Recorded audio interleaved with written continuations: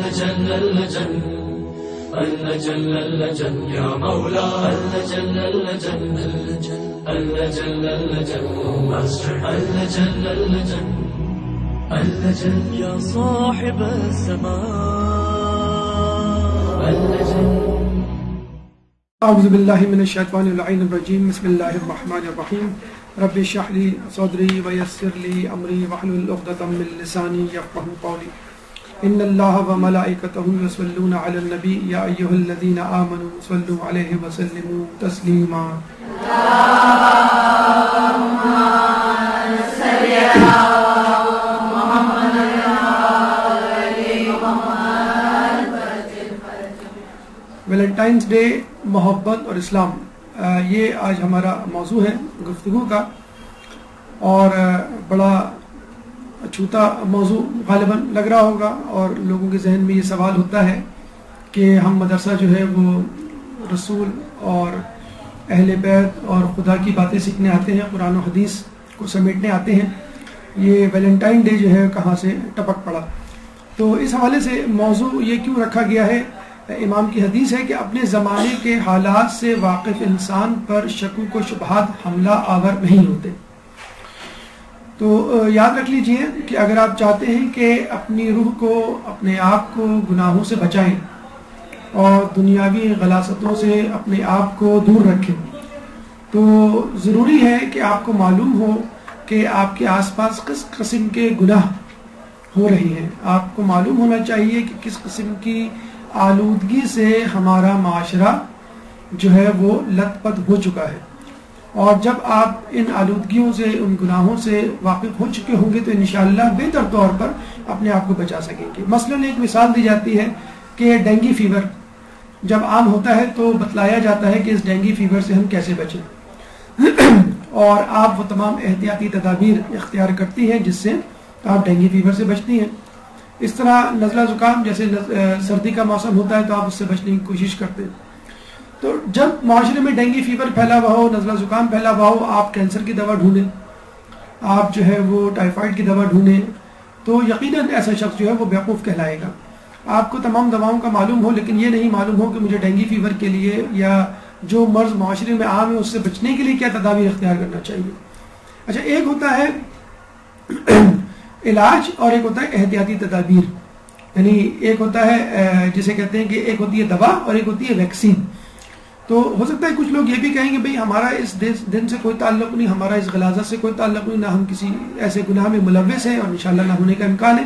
لیکن بہرحال کوئی بھی آدمی کسی بھی دعوے سے یہ نہیں کہہ سکتا کہ اگر اس نے کوئی گناہ نہیں کیا ہے تو آئندہ بھی اس گناہ کو نہ کرنے کا جسے کہتے ہیں 100% امکان ہے. اور اگر فرض کر لیں آپ سے یہ گناہ نہیں ہوا تو یقیناً آپ کے آس پاس معاشرے میں کچھ لوگ ایسے موجود ہوں گے جو ان گناہوں میں لت پت ملوث ہوں گے. تو آپ تو بہرحال یہاں پہ لیڈر بننے آئے ہیں، آپ تو اہل ممبر ہیں، آپ معلمہ ہیں، انشاءاللہ آپ مبلغہ ہوں گی. تو آپ کو لوگوں کو بتانا بھی ہے، ڈائگنوز کرنا ہے، تشخیص کرنا ہے اور پوائنٹ آؤٹ کرنا ہے کہ معاشرے میں کیا بیماریاں پھیل رہی ہیں، ہمیں ان سے کیسے بچنا چاہیے. تو اگر آپ کو نیکوکار بننا ہے تو گناہوں کا معلوم ہونا از حد ضروری ہے. جیسے گناہ کبیرہ ہے آیت اللہ دست غیب کی، تو اس میں صرف گناہوں کا تذکرہ ہے، نیکیوں کا تذکرہ نہیں ہے. تو جب تک آپ گناہوں سے پاک نہیں ہوں گے اس وقت تک نیکی کرنے کے لیے جسے کہتے ہیں کہ آگے قدم نہیں بڑھا سکتے. یعنی جو برتن آلودہ ہو، نجاستوں سے بھرا ہوا ہو یا کسی زہر سے لبلب جسے کہتے ہیں کہ بھرا ہوا ہو، تو وہ برتن جو ہے کبھی بھی کسی شیریں مشروب سے سیراب نہیں ہو سکتا. اگر اس میں کوئی شیریں مشروب ڈالیں گے تو وہ بھی برتن میں موجود پہلے موجود غذا سے یا پوائزن سے یا نجاست سے آلودہ ہو جائے گا.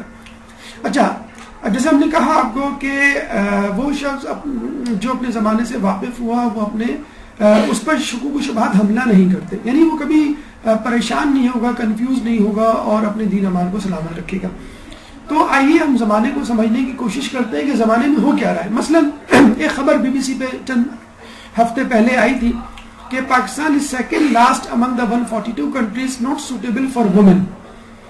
یعنی 142 ممالک پہ تحقیق ہوئی، ریسرچ ہوئی، ڈیٹا جمع کیا گیا اور معلوم کیا گیا کہ کن ممالک میں ماحول خواتین کے لیے سازگار نہیں ہے. یعنی ان کی جابس کے لیے، ان کے کیریئر کے لیے، ان کی عزتوں کے لیے، ان کے اسٹیٹس کے لیے، اور ان کو جو ریوارڈ ملتا ہے اس حوالے سے، تو پاکستان جو ہے بالکل جسے کہتے ہیں باٹم لائن میں تھا، لاسٹ کنٹری سے ایک درجے اوپر، یعنی 141 اس کا نمبر تھا، ورسٹ کنٹریز میں اس کا نام تھا۔ اب یہاں جب آدمی یہ خبر پڑھتا ہے تو فوراً اس کے ذہن میں یہ آتا ہے، اور خاتون ہونے کے ناطے تو ضرور ایک خاتون کے ذہن میں آئے گا کہ اس کا مطلب ہے مجھے یہاں سے چلا جانا چاہیے، میرے لیے ملک مناسب نہیں ہے، اور میرے لیے یہاں ترقی کے امکانات جو ہیں وہ معدوم ہیں، اور مجھے جو ہے یہاں پہ تنگ کیا جائے گا، مجھے جاب کے حوالے سے پریشان کیا جائے گا، مجھے جو ہے یہاں پر کام کاج کے حوالے سے پریشانی کا سامنا ہوگا۔ تو آدمی پھر یہ کہتا ہے کہ چلیں بھائی کہاں جانا چاہیے، ٹھیک ہے ہم ایسے ملک چلے جاتے کہ جہاں پہ یہ سب کچھ نہ ہوتا ہو، جہاں پہ عورتوں کو آزادی ہو، جہاں جابس کی آسانی ہو، جہاں پہ تعلیمی ماحول جو ہے وہ بہت اوپن ہو، اور جہاں پہ خواتین کو تنگ نہ کیا جاتا ہو۔ تو اگر پاکستان ایسا ملک ہے جو خواتین کے لیے جہاں پہ جینا دوبر ہے، تو پھر کون سا ملک ہوگا؟ یقیناً امریکہ یا یورپ کا کوئی ملک ہوگا۔ تو چلیں ٹھیک ہے، ہم سب سے ترقی یافتہ ملک امریکہ چلتے ہیں، کیا وہاں پہ حالات اور ماحول خواتین کے لیے مناسب ہے؟ ہولا بیک ایک این جی او ہے جو کہ نان گورنمنٹل آرگنائزیشن، جو کہ نیو یارک میں بنی، اور اس کا کام کیا ہے؟ دیکھیے بڑا عجیب و غریب کام ہے۔ اس کا کام ہے راہ چلتی خواتین پر جو لوگ ہراسمنٹ کرتے ہیں، ہراساں کرتے ہیں، ان کو تنگ کرنا، اور جس میں کیسے کہتے ہیں کہ جملے کسنا، جیسے کہتے ہیں ان کا پیچھا کرنا، ہوٹنگ کرنا، یا سیٹیاں بجانا، یا جس قسم کے اوچھے کام جو خواتین کے پیچھے کیے جاتے ہیں، ان کو جیسے کہ سامنے کیے جاتے ہیں، ان کو تنگ کرنے کے حوالے سے، جن کے لیے جس کی وجہ سے خواتین کا باہر نکلنا جسے کہتے ہیں کہ مشکل ہوتا جا رہا ہے، تو یہ وہاں بنائے گئے، کہاں؟ نیو یارک میں۔ یعنی آپ تصور کیجئے کہ چلیے ٹھیک ہے پاکستان میں تو ہم سن سکتے ہیں ایسا کہ بازاروں میں ایسا ہوتا ہو کہ جملے کسے جاتے ہوں اور سیٹیاں بجائی جاتی ہوں یا پیچھا کیا جاتا ہو، تو کیا نیو یارک اور امریکہ جیسے ممالک اور شہروں میں بھی ایسا ہوتا ہوگا؟ ہمارے خیال میں ایسا نہیں ہونا چاہیے، لیکن ایسا ہے۔ ہوا یوں کہ ایک خاتون جو ہے وہ نیو یارک کی سڑکوں پہ نکلی، اور کسی وجہ سے ان کو زیادہ واک کرنی پڑ گئی۔ انہیں نوٹ کیا کہ اس واک کے دوران، اس پیدل چلنے کے دوران مجھے کئی لوگوں نے گھورا، کئی لوگوں نے کمنٹس پاس کیے، کئی لوگوں نے مجھ پہ سیٹیاں بجائیں، کئی لوگوں نے جو ہے وہ مجھے تنگ کیا طرح طرح سے، اور انہوں نے آگے پھر اپنے دوستوں کو، اپنے احباب کو، اپنے رشتہ داروں کو یہ بات بتائی۔ لوگ بڑے پریشان ہوئے، پھر باقی لوگوں نے اپنی اپنی کہانیاں، اپنا پاس جو ہے وہ شیئر کیا۔ پھر انہوں نے کہا کہ چلے ہم ایک ایسی تنظیم بناتے ہیں جو راہ چلتی ہوئی خواتین کو تنگ نہیں کرے گا۔ تو یہ ہولا بیک نامی جسے کہتے ہیں کہ تنظیم وجود میں آئی۔ انہوں نے ایک خاتون کو ہائر کیا جو ٹی وی پہ ماڈلنگ کیا کرتی تھی، ان کو کہا کہ آپ کو فلاں سڑک پہ فلاں موڑ سے فلاں جگہ تک جانا ہے، اور ہم آپ کی خفیہ ویڈیو بنائیں گے، اور ہمیں صرف یہ دیکھنا ہے کہ آپ کو راہ چلتے لوگ تنگ کرتے ہیں کہ نہیں۔ تو ویڈیو بنائی گئی اور باقاعدہ نوٹ کیا گیا، فلمایا گیا کہ جو لوگ ان کے پاس سے گزرے، جن لوگوں نے جملے کسے، جن لوگوں نے ان کو تنگ کرنے کی کوشش کی، وہ ویڈیو رات کو یعنی شام کو ٹی وی پہ چل بھی گئی۔ اب ظاہر سی بات ہے کہ جو ویڈیو شام میں چل گئی ہو، اسی شہر میں چلی ہو جس شہر میں ان خاتون کے ساتھ لوگوں نے یہ برتاؤ کیا ہو راہ چلتے ہوئے، ان حضرات کی ویڈیو یعنی بالکل جسے کہتے ہیں کہ چہرے وہرے سب آ گئے، اور وہ معاشرے میں سب سے بڑی جو سزا ملی فوری طور پہ وہ بدنام ہو گئے۔ اب کہا یہ جاتا ہے کہ ان خاتون کو باقاعدہ دھمکیاں بھی ملی بعد میں کہ ہم تمہیں جان سے مار دیں گے اور یہ تم لوگ یہ کام چھوڑ دو، لیکن بہرحال 26 ممالک میں یہ کام کر رہی ہے۔ اب آپ مجھے بتائیں کہ خواتین کہاں جائیں؟ مطلب پاکستان میں آپ نے کہہ دیا کہ بھائی 142 کنٹریز میں 141 یعنی second worst country in the world for women ہو گیا۔ اچھا نیو یارک میں، امریکہ میں بھی یہی حال ہے کہ جہاں جو ہے خواتین کے لیے راہ چلنا جسے کہتے ہیں کہ دشوار ہے، تو خواتین کہاں جائیں؟ تو ہم یہ کہیں گے ابھی آپ یہ نہ سوچیں خواتین کہاں جائیں۔ خواتین ظاہر بات ہے مریخ پہ تو جا نہیں سکتی، چاند پہ تو جا نہیں سکتی، ان کو اسی معاشرے میں مردوں کے ساتھ رہنا ہے، دنیا میں رہنا ہے۔ آپ یہ معلوم کریں کہ اس ہراسمنٹ کی، اس ہراساں کرنے کی وجوہات کیا ہیں، اور پھر آپ اس کا استباق کریں تو انشاءاللہ نہ خواتین کو یہ پریشانی ہوگی، نہ شکایت ہوگی، نہ مرد حضرات جو ہے اس ٹینشن میں مبتلا ہوں گے۔ دیکھیے امام علی علیہ السلام کی اللہم صلی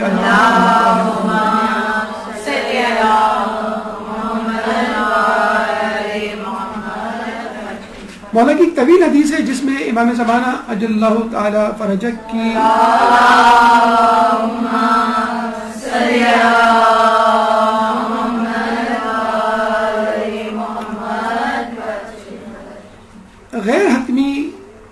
علامات بتلائی ہیں امام نے، مولا نے، ان کے ظہور سے پہلے جو غیر حتمی علامات ہوں گی، 7 علامات جو حتمی علامات ہیں، ان سے پہلے جو غیر حتمی علامات ہوں گی ان کی تفصیل، تو کافی تفصیل 20-25 بلکہ اس سے بھی زیادہ تفاصیل کتابوں میں موجود ہیں.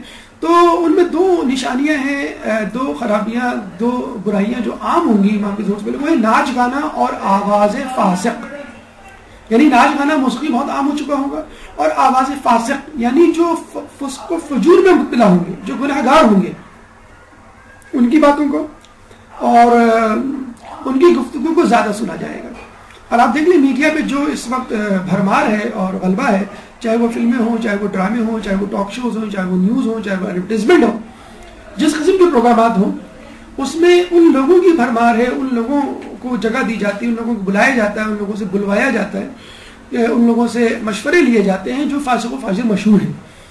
تو جب آپ یہ کہتے ہیں کہ بھئی آپ ویلنٹائن ڈے نہ منائیں یا اس قسم کے دوسرے تہوار نہ منائیں، آپ یا فلاں کام نہ کریں، تو فوراً یہ کہہ دیا جاتا ہے بھئی یہ کام تو بہت عام ہے، آج کل ہو رہا ہے، اور ٹی وی پہ بھی آیا تھا، یہ تو ٹھیک ہے، ہونا چاہیے، اور ٹاک شو میں تو ہم نے ایسے ہی سنا تھا، اور ایڈورٹائزمنٹ میں اور پروگرامات جو آ رہے ہیں دیگر اس میں بھی اس کام کی حمایت کی گئی تھی. تو پہلی بات تو یہ ذہن میں رکھ لیں کہ جو لوگ میڈیا پر، زیادہ تر لوگوں کی میں بات کر رہا ہوں، آ کے مختلف قسم کے کاموں یا گناہوں کی ترویج اور تبلیغ کر رہے ہیں، وہ فاسق و فاجر ہیں. ان سے کسی رحم و کرم کی، جسے کہتے ہیں کہ کسی نیکی کی کوئی توقع نہیں کرنی چاہیے. اور اگر کسی عالم کو، علماء کو بلایا جا رہا ہے تو اس میں بیشتر ان لوگوں کی تعداد ہے وہ خود جو میڈیا کے ہاتھوں بک چکے ہیں. تمام کی بات نہیں کر رہے، لیکن میجورٹی کی بہرحال یہی کارکردگی ہے. اور دجال کے فتنے کے حوالے سے اگر ہم بات کریں تو اس کے بارے میں یہی کہا جاتا ہے کہ موسیقی اور بے حجاب عورتیں، یہ 2 بڑے فتنے ہوں گے جو خود دجال کے فتنے کے برابر ہوں گے. یعنی دجال جن فتنوں سے لوگوں کو اپنی طرف مائل کرے گا، وہ مادیت پرستی کا فتنہ ہے، وہ روزی روٹی اور روزگار کا فتنہ ہے، وہ موسیقی اور بے حجاب عورتوں کا فتنہ ہوگا. اور آپ دیکھ لیجئے اس وقت معاشرے میں جو سب سے زیادہ گھمبیر مسائل ہیں، ان میں یہی مسائل درپیش ہیں، موسیقی ہے، بے حجابی ہے، بے روزگاری ہے. تو ان فتنوں سے دجال جو ہے وہ اپنے لوگوں کا جو ہے وہ شکار کرے گا. اچھا، یہ جو چیزیں ہیں، یہ گناہ کی جو چیزیں ہیں، یعنی ویلنٹائن ڈے اور اس سے متعلق جتنی بھی گناہوں کی چیزیں جو معاشرے میں پھیلائی جا رہی ہیں، بے راہ روی ہے اور یہ ناجائز محبتیں ہیں، تعلقات ہیں، ان کے لیے 2 ایونٹس میڈیا کے لیے بڑے امپورٹنٹ ہوتے ہیں. ایک تو کھیل کے ایونٹس اور ایک تہوار کے ایونٹ، اسپورٹس ایونٹ اور فیسٹیول ایونٹس. اسپورٹس ایونٹ جیسے آپ کا ورلڈ کپ ہو جاتا ہے، آپ کا اولمپکس ہو جاتے ہیں، مختلف قسم کے ٹورنامنٹس ہیں، اس میں ان چیزوں کا سہارا لیا جاتا ہے. ان چیزوں کا سہارا لے کر فحاشی کو اور بے راہ روی کو پھیلایا جاتا ہے. آپ نے دیکھا ہوگا کہ جو کرکٹ کے جو میچز ہوتے ہیں جس میں چھکا اور چوکا لگتا ہے تو فوراً چیئرنگ گرلز کو دکھا دیا جاتا ہے، اور لوگ جو ہے جو چھکا اور چوکا دیکھنے کے شوق میں بیٹھے ہوئے ہوتے ہیں، اسکرین پہ ٹک ٹکی لگا کے وہ ایک دم سے بے حجاب عورتوں کو دیکھ رہے ہوتے ہیں. تو منٹوں میں نہیں بلکہ سیکنڈز میں سینیریو ایک دم سے تبدیل ہو جاتا ہے، اور آدمی سیکنڈوں میں وہ کچھ دیکھ لیتا ہے جو شاید وہ سالوں میں اور مہینوں میں نہیں دیکھتا. جیسے مثلا بچے ہمارے ہیں، وہ توقع ہی نہیں کر رہے ہوتے ہوں گے چوکے اور چھکے کے دوران اس قسم کے مناظر ہمارے سامنے آ جائیں گے. ایک تو یہ ہے، اور دوسرا ہے تہوار کے ذریعے، مثلا مختلف قسم کے تہوار جو کہ مذہبی حوالے سے بھی مشہور ہیں اور غیر مذہبی حوالے سے بھی. اگر وہ ان تہواروں میں ایسی گنجائش نکلتی ہے جس میں مکس گیدرنگ، جس میں بے حجابی، جس میں لہو و لعب کو جگہ دی جا سکتی ہے، تو فوراً ایسے تہواروں کو پروموٹ کیا جاتا ہے، پروجیکٹ کیا جاتا ہے، میڈیا سے ان کی جسے کہتے ہیں ایڈورٹائزمنٹ کی جاتی ہے، اور لوگوں کو اٹریکٹ کیا جاتا ہے کسی طرح وہ ان تہواروں میں شامل ہو کر بے راہ روی اور یہ فحاشی کے سیلاب میں بہنے کے لیے تیار ہو جائے. بسنت کے تہوار کو لے لیجئے، ابھی چند ہفتے بعد یہ تہوار آنے والا ہے. اس میں خواتین کو ڈور پتنگ ہاتھ میں لیے ہوئے دکھایا جائے گا ٹی وی پہ، اور میدانوں میں یہ موجود ہوں گی.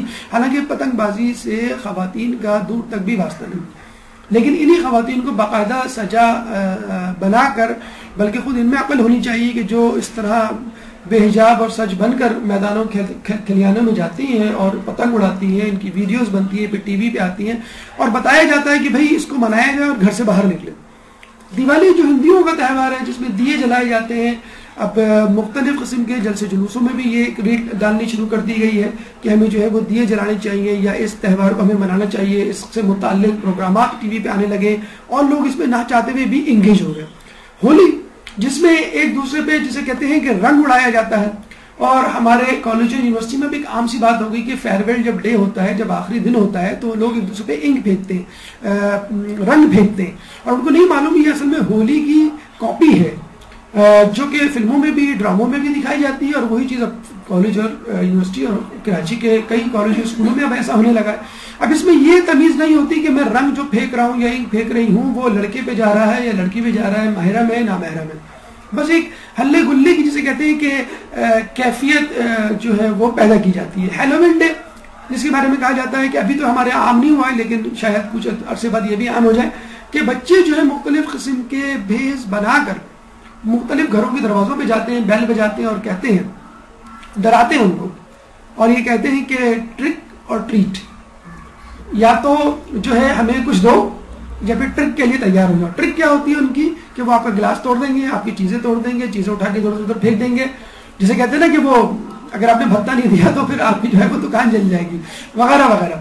تو دیکھیں یہ بھی ایک آفیشیل قسم کا مغربی بھتہ ہے جو کہ وہاں پہ موجود ہے، اس کو آفیشلی اور ہلے گلے کے نام پہ منایا جاتا ہے، وہ ہمارے معاشرے میں بھی آنا ہی چاہتا ہے۔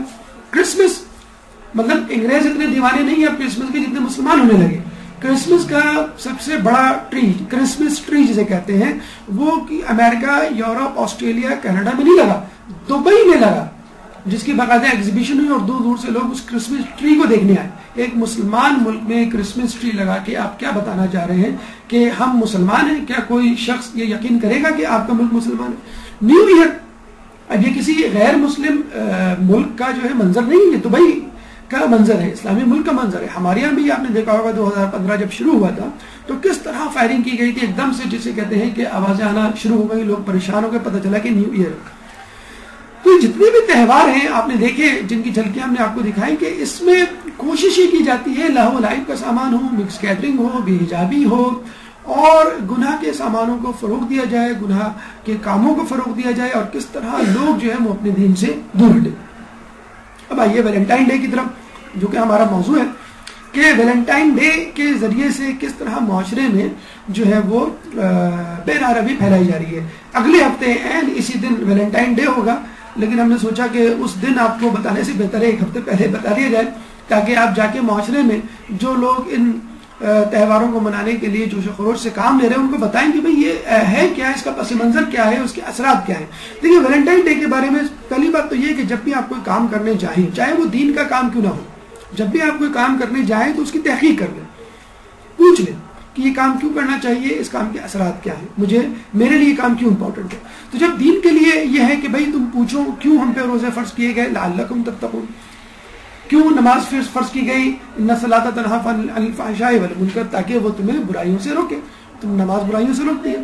تو یہ تمام باتیں جب بتائی جاتی ہیں، عبادت کی طرف گامزن کیا جاتا ہے، تو یہ بھی بتا دیا جاتا ہے کہ اس کا یہ فائدہ ہے اور اس کے یہ ثمرات ہیں۔ تو جب آپ ایسا کام جو کہ مشکوک ہے بلکہ غیر ملک سے آیا ہوا کام ہے، تو آپ فوراً جو ہے اس کے بارے میں کود پڑتے ہیں۔ آپ کو پوچھنا چاہیے بھائی آپ کوئی پروڈکٹ آتی ہے کھانے کی، مثلا آپ پوچھتے ہیں کہ بھئی یہ کھانا کون سا، مچھلی ہے، اچھا اس کے بھی چھلکے تھے کہ نہیں تھے، یا یہ کھانا ہے اس کا ذبیحہ ٹھیک ہوا کہ نہیں ہوا۔ اگر غیر ملک سے کوئی آئی ہے چیز، تو بازار بھی آپ جاتی ہیں کوئی چیز خریدتی ہیں تو آپ پوچھتی ہیں اس کی قیمت کیا ہے، کہاں سے آیا، کیا رنگ تو نہیں اترے گا، یا اس کو جسے کہتے ہیں کہ خریدنے کے بعد گارنٹی ہے اس کی، یا مینٹیننس آپ دیں گے وغیرہ۔ تو ویلنٹائن ڈے کو اگر منانا ہے تو کم از کم اس کا پہلے میسج، اس کا بیک گراؤنڈ سمجھ لیجئے، اور پھر اگر آپ کا جی چاہے تو اس کو منائیے۔ دیکھیں یہ تقریباً 496 کی عیسوی کی بات ہے۔ 496 کا مطلب ہے یوں سمجھ لیں تقریباً 1500 سال پہلے کی بات ہے۔ سینٹ ویلنٹائن، سینٹ یوں سمجھ لیجیے جس طرح ہمارے یہاں آیت اللہ کا لقب ان لوگوں کو دیا جاتا ہے جو اجتہاد کر سکتے ہیں، اسی طرح سینٹ کا لقب عیسائی پادریوں کو دیا جاتا ہے کہ جو بہت مشہور ہوتے ہیں اپنے علم میں۔ ایک زمانے میں رومن امپائر میں جو ہے بادشاہ نے پابندی لگا دی کہ نوجوان شادی نہیں کریں گے، کیوں؟ تاکہ وہ اپنے سپاہیوں کو زیادہ سے زیادہ جنگ میں مشغول رکھ سکیں، ورنہ ان کو اپنے گھر کی یاد آئے گی۔ لیکن یہ پابندی کافی بڑھ گئی، یعنی کئی سالوں تک یہ پابندی مسلسل برقرار رہی، تو لوگ پریشان ہوئے اور ان کو فکر ہوئی، تو لیکن شادی پہ پابندی تھی، اور ظاہر سی بات ہے جو اس زمانے کے کلیسا تھے وہ بھی حکومت کے انڈر میں تھے، تو پادریوں نے بھی انکار کر دیا کہ بھی ہم نکاح نہیں پڑھا سکتے، انہیں جس طرح بھی ان کا نکاح پڑھایا جاتا ہے۔ تو اس میں ایک پادری تھا سینٹ ویلنٹائن، اس نے یہ جسے کہتے ہیں کہ بیڑا اٹھایا، رسک لیا کہ چلو میں تم لوگوں کی شادیاں کرواتا ہوں کہ جو نوجوان شادی کرنا چاہتے ہیں۔ تو اس نے لوگوں کی خفیہ شادیاں کروانا شروع کر دی، اور جب بادشاہ کو پتہ چلا تو اس عیسائی کو، اس پادری کو جیل میں ڈال دیا گیا، اور 14 فروری کو اس کو پھانسی دے دی گئی۔ بس 14 فروری جسے کہتے ہیں کہ یہ مشہور ہو گیا کہ یہ دن سینٹ ویلنٹائن کا ہے اور اس ہمیں دن کی یاد منانی چاہیے۔ اچھا، بات فقط اتنی تھی جس کو بنا کر پہاڑ بنا دیا گیا، جسے کہتے ہیں رائی کا پہاڑ، بیاباد کا بتنگل، کہ اس نے شادی کی حمایت کی تھی۔ اصولاً تو یہ ہونا چاہیے، غیر ممالک میں، مغربی ممالک کو ہمیں یہ مشورہ دینا چاہیے کہ آپ کو 14 فروری کے دن یوم ازدواج منانا چاہیے، یوم یا جسے کہتے ہیں ڈے آف میرج منانا چاہیے۔ اس دن آپ کے نوجوانوں کو شادیاں کرنی چاہیے، بجائے اس کے کہ آپ اس دن ایک دوسرے کو محبت بھرے خطوط لکھیں۔ اور اس دن کو انہوں نے رومانس ڈے میں تبدیل کر دیا، حالانکہ میرج ڈے تھا۔ جو پادری کا پیغام تھا وہ یہ تھا کہ نوجوان آپس میں شادی کریں، جس پر پابندی لگائی ہوئی تھی رومن امپائر نے۔ تو دیکھا جائے اگر اس کو منانا بھی ہے، مغرب والوں کی ہم بات کر رہے ہیں، ہم اپنے معاشرے میں رہنے والے لوگوں کی نہیں، ان کے لیے تو یہی نصیحت ہے کہ نہیں منائیں۔ کیوں نہیں منائیں، اس کی تفصیل انشاءاللہ اس پورے درس میں ہوگی۔ تو جو لوگ منا رہے ہیں مغربی ممالک میں، جو مغربی ممالک کے عیسائی اور یہودی جو بھی لوگ ہیں، تو ان کو ہمیں یہ نصیحت کرنی چاہیے کہ بھئی اس میں تو شادی کے لیے کہا تھا اور نکاح پڑھانا شروع کیا تھا اور لوگوں کو جسے کہتے ہیں کہ ازدواج میں باندھا تھا، تمہیں شادیاں کرنی چاہیے، نہ کہ معاشرے کرنی چاہیے۔ چنانچہ جو ہسٹری آف ویلنٹائن ڈے ہے وہ شادی سے جا کر ملتا ہے، لوگوں نے اس کو رومانس میں تبدیل کر دیا ہے، ایک عشق و معاشرے میں تبدیل کر دیا ہے۔ مطلب جسے کہتے ہیں کہ یہ ایک دینی معاملہ تھا جس کو دل لگی میں تبدیل کر دیا گیا، اور بالکل صحیح ہے جس نے کہا کہ یہ دل کا نہیں بلکہ دین کا معاملہ ہے۔ اکثر لوگ بڑے آرام سے یہ کہہ کر جان چھڑا لیتے ہیں بھئی یہ دل کا معاملہ ہے، یہ جوانی کا مسئلہ ہے، اور یہ جو ہے دیوانگی ہے اور اس کا کوئی علاج نہیں وغیرہ وغیرہ۔ تو یاد رکھ لیجئے کہ ہر چیز، چاہے وہ دیوانگی ہو، چاہے وہ شعور ہو، چاہے وہ گناہ ہو، چاہے نیکی ہو، اس کا تعلق بہرحال مذہب سے تو ہوتا ہے۔ یعنی اگر وہ کام نیکی ہوگا تو اس کی جزا ملے گی، اگر گناہ ہوگا تو اس کی سزا ملے گی۔ امام سے کسی نے پوچھا کہ میں گناہ کرنا چاہتا ہوں، امام نے بڑا سیدھا سا جواب دیا کہ بھائی تم ایسی جگہ چلے جاؤ جہاں پر اللہ کی حکومت ختم ہو گئی ہو، جہاں پہ اللہ کی حکومت نہ ہو، تم ایسی جگہ چلے جاؤ اور پھر بڑے مزے سے گناہ کرو۔ اب دنیا میں، کائنات میں کون سی ایسی جگہ ہے جو اللہ کی حکومت کے اندر نہیں آتی، اللہ کا اقتدار وہاں پر نہیں ہے؟ تو یہ کہتے ہیں کبھی اس کا تعلق جو ہے وہ دل سے ہے، کیا دل کا تعلق دین سے نہیں ہوتا؟ اس کا تعلق جوانی سے ہے تو کیا جوانی کا تعلق دین سے نہیں ہوتا؟ ہر چیز کا تعلق، یا تو وہ حلال ہوگی یا وہ حرام ہوگی، بلیک یا وائٹ جسے کہتے ہیں، یا تو اس کی سزا ملے گی یا اس کی جزا ملے گی۔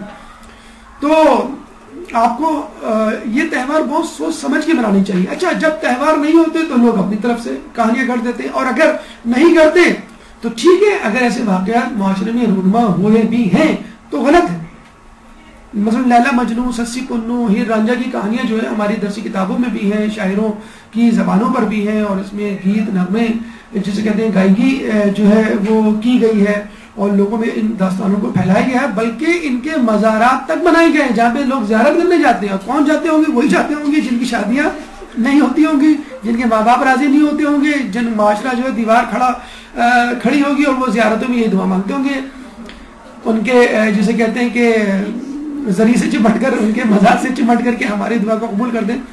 تو اگر ایسا ہوا بھی ہے کہ بھئی ایک عورت تھی، وہ کسی کی دیوانی تھی، ایک لڑکا تھا کسی کا دیوانی تھا، اور عورت گئی اور بھاگتے ہوئے، اور پھر لوگوں نے اس کو پکڑنا چاہا، زمین جو شق ہوئی وہ اس میں گر گئی، اور جو ہے وہ پھر اس کا جو ہے وہ معشوق تھا جو پنو، جسے کہتے ہیں پنو کے بارے میں غالباً یہ کہانی مشہور ہے، وہ آیا، اس نے بھی اللہ سے دعا کی کہ اللہ زمین شق ہو جا، ہم دنیا میں تو نہ مل سکے، آخرت میں مل جائے۔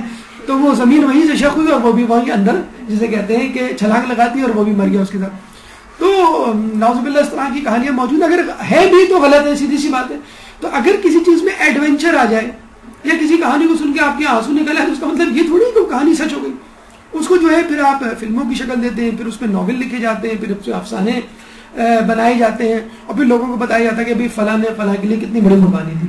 تو بہرحال قربانی دی ہو یا نہیں دی ہو، دونوں صورت میں یہ باتیں غلط ہیں۔ اگر من گھڑت کہانی ہے تو بھی غلط ہے، اور اگر سچی کہانی ہے تو جو کام ہوا ہے ہمیں اس کو کنڈیم کرنا چاہیے، ہمیں اس کی مذمت کرنی چاہیے۔ بہرحال فحاشی، بے روی، عشق و معاشقہ اور اس قسم کی دوسری جسے کہتے ہیں کہ خرافات جو معاشرے میں پھیلائی جا رہی ہیں، اس کی ہمیں مکمل طور پہ نوحہ ہونی چاہیے، اس کی تفصیل سے ہمیں آگاہی ہونی چاہیے، تاکہ ہم نہیں تو ہماری جو نسلیں ہیں، اگر ہم اس سے دور ہیں تو کم از کم ہماری نسلیں، ہمارے آس پاس کا ماحول جو ہے وہ اس سے پاک ہو سکے۔ تو سب سے پہلے تو ہم جوانی کی فضیلت پہ بات کریں گے کہ کیونکہ یہ جو عشق و معاشقہ ہے یا ناجائز محبت ہے، اس کو بہت زیادہ نوجوانوں سے منسوب کیا جاتا ہے اور کہا جاتا ہے کوئی نوجوان ایسا نہیں جس نے جوانی گزاری ہے اور وہ اس سے نہ گزرا ہو۔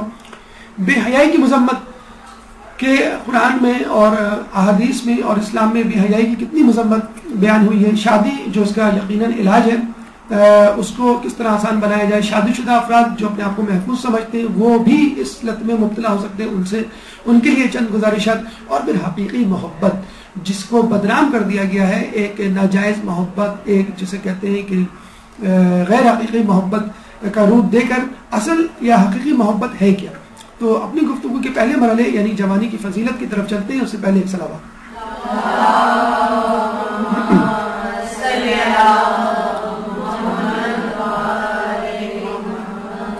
دیکھیے جوانی کا ایک رخ یہ بھی ہے کہ جہاں پہ دینی طلاب جو ہیں وہ علم سیکھنے آتے ہیں، اپنے آپ کو اخلاق سے آراستہ کرتے ہیں، ایک وہ رخ ہے جو ہمارے معاشرے نے ہمیں دکھایا ہے، وہ دو لفظوں میں بیان کیا جاتا ہے۔ ان دو لفظوں میں جوانی کا فلسفہ ہے، وہ یہ ہے کہ جوانی دیوانی ہوتی ہے۔ ایک لفظ استعمال ہوتا ہے مغربی ممالک میں ٹین ایجر، اور وہ 13 سے شروع ہوتا ہے 19 پہ ختم ہوتا ہے۔ اب ان کے بارے میں یہ کہا جاتا ہے جو لوگ 13 سے 19 تک ہوتے ہیں وہ ٹین ہوتے ہیں۔ تو ٹین گروپ کو جو ہے وہ نہیں چھیڑنا چاہیے، نہ ان کی مذمت کرنی چاہیے، نہ ان کو برا بھلا کہنا چاہیے، نہ ان سے نفرت کرنی چاہیے۔ ہاں جو کرنا چاہیے وہ یہ کہ جو وہ کر رہے ہیں کرنے دینا چاہیے، ہمیں ان کی راہ میں رکاوٹ نہیں بننا چاہیے، کیونکہ یہی دن ہوتے ہیں انسان کو جسے کہتے ہیں کہ اپنے ہاتھ سے تجربے کرنے چاہیے، اپنے ہاتھ سے ٹھوکر کھانی چاہیے اور پھر سنبھلنا چاہیے۔ اور یہ بڑا عجیب و غریب فلسفہ ہمارے معاشرے میں مشہور ہو رہا ہے کہ بچوں کو اچھا برا نہ سکھاؤ، وہ خود سیکھ لیں گے، اور اچھا ہے بچہ جو ہے وہ خود سیکھے۔ تو ہم نے کہا بھائی اپنے 12 سالہ بچے کو، اپنے ایک خاتون مثلاً یہ بات کر رہی تھی کہ بچوں کو خود سے جو ہے وہ انکریج کرنا چاہیے، گناہ اور نیکی کیا ہے وہ خود سے پرکھیں، خود سے دیکھیں تاکہ ان کو پتہ چلے۔ تو میں نے کہا بھائی آپ 12 سال کے بچے کو اپنی گاڑی کی چابی دے دیں اور کہہ دیں بھائی جاؤ تم سڑک پہ گاڑی چلاؤ، تم گاڑی 2-4 ایکسیڈنٹ ہوں گے، 2-4 فریکچر ہوں گے تمہارے، تو انشاءاللہ تمہیں خود ڈرائیونگ آ جائے گی۔ آپ اپنے بچوں کو سوئمنگ سکھانے لے جاتے ہیں، کیا دھکا دیتے ہیں سوئمنگ پول میں؟ خود سیکھو، خود ڈوبو، خود مرو اور پھر سیکھو۔ بھائی وہ ڈوب جائے گا، مر جائے گا، پھر کیا سیکھے گا؟ عالم برزخ میں ہوگا وہ تو یہ جب فزیکل ڈیمیج، دیکھیں میں پھر وہی بات بتا رہا ہوں کہ ہماری جو جنگ ہے وہ نہ یہودیوں سے ہے، نہ عیسائیوں سے ہے، نہ ہندوؤں سے۔ ہماری جنگ مادیت پرستی کے راگ الاپنے والوں سے، مادیت پرستوں سے۔ وہ ہندوؤں، عیسائیوں، یہودیوں، ملحدوں اور خود مسلمانوں میں بھی ہو سکتے ہیں۔ خود ہمارے معاشرے میں جسے کہتے ہیں کہ یہ ملحد افراد موجود ہیں، یہ مادیت پرست افراد موجود ہیں۔ تو اس مادیت پرستی کو نکالنا ہے کہ فزیکل ڈیمیج بھی امپورٹنٹ ہے، روحانی اسپرچل ڈیمیج بھی امپورٹنٹ ہے، بلکہ روحانی نقصان زیادہ نقصان دہ ہے بنسبت فزیکل ڈیمیج کے، مادی۔ اچھا یہ عجیب بات ہے کہ یہ جو جوانی دیوانی ہم کہتے ہیں یہ باقاعدہ ایک حدیث ہے، بولنے میں تو بڑا عجیب سا لگتا ہے، آکورڈ لگتا ہے، لیکن یہ حدیث بحر الانوار کی جوانی دیوانگی کا حصہ ہے۔ یقیناً جوانی دیوانگی کا حصہ، اگر ایسا نہ ہوتا تو زلیخا کی سہیلیاں یوسف کو دیکھ کر اپنی انگلیاں نہ کاٹ لیتی۔ یہ جوانی ہی تھی، جوانی کا نشہ تھا، جوانی کا غلبہ تھا ان کے اوپر کہ جس کی وجہ سے وہ ایک نوجوان کو دیکھ کر اس میں اتنا مسحور ہوئی کہ اپنی انگلیاں کاٹ ڈالی۔ لیکن ہم دوسری طرف دیکھتے ہیں تو ہمیں ایک اور قول معصوم بھی ملتا ہے اس سے متعلق، دو چیزوں کی قدر ان کے چلے جانے کے بعد سمجھ آتی ہے، ایک جوانی اور دوسری تندرستی۔ تو اس کا مطلب ہے کہ جوانی اور تندرستی دو ایسی چیزیں جن کی قدر کرنی چاہیے۔ بھئی ابھی تو آپ کہہ رہے ہیں کہ جوانی دیوانگی کا حصہ ہے، اور ابھی آپ کہہ رہے ہیں کہ بھئی جوانی کی قدر کرنی چاہیے۔ تو کس جوانی کی بات کر رہے ہیں؟ جو دیوانگی کا حصہ ہے؟ جی نہیں، جوانی دیوانگی کا حصہ نہیں ہے۔ اگر جوانی دیوانگی کا حصہ نہیں ہے تو پھر آپ نے یہ حدیث کہاں سے لیا ہے؟ یہ جوانی دیوانگی کا حصہ ہے۔ تو دیکھیے ایک سمپل سی بات یاد رکھیے، جیسے ایک چھری ہے، آپ اس کو ابھی اپنی چھری دیکھی، اگر آپ اس کو کسی پھل کو کاٹنے کے لیے استعمال کریں گی تو وہ مفید ہوگی، اور وہی چھری اگر انگلی کاٹ دے تو وہ نقصان دہ ہوگی۔ ابھی آپ نے دیکھا چھری اور انگلی دونوں ایک ساتھ تھے، آپ کاٹنا چاہ رہے تھے مسبی اور کٹ گئی آپ کی انگلیاں۔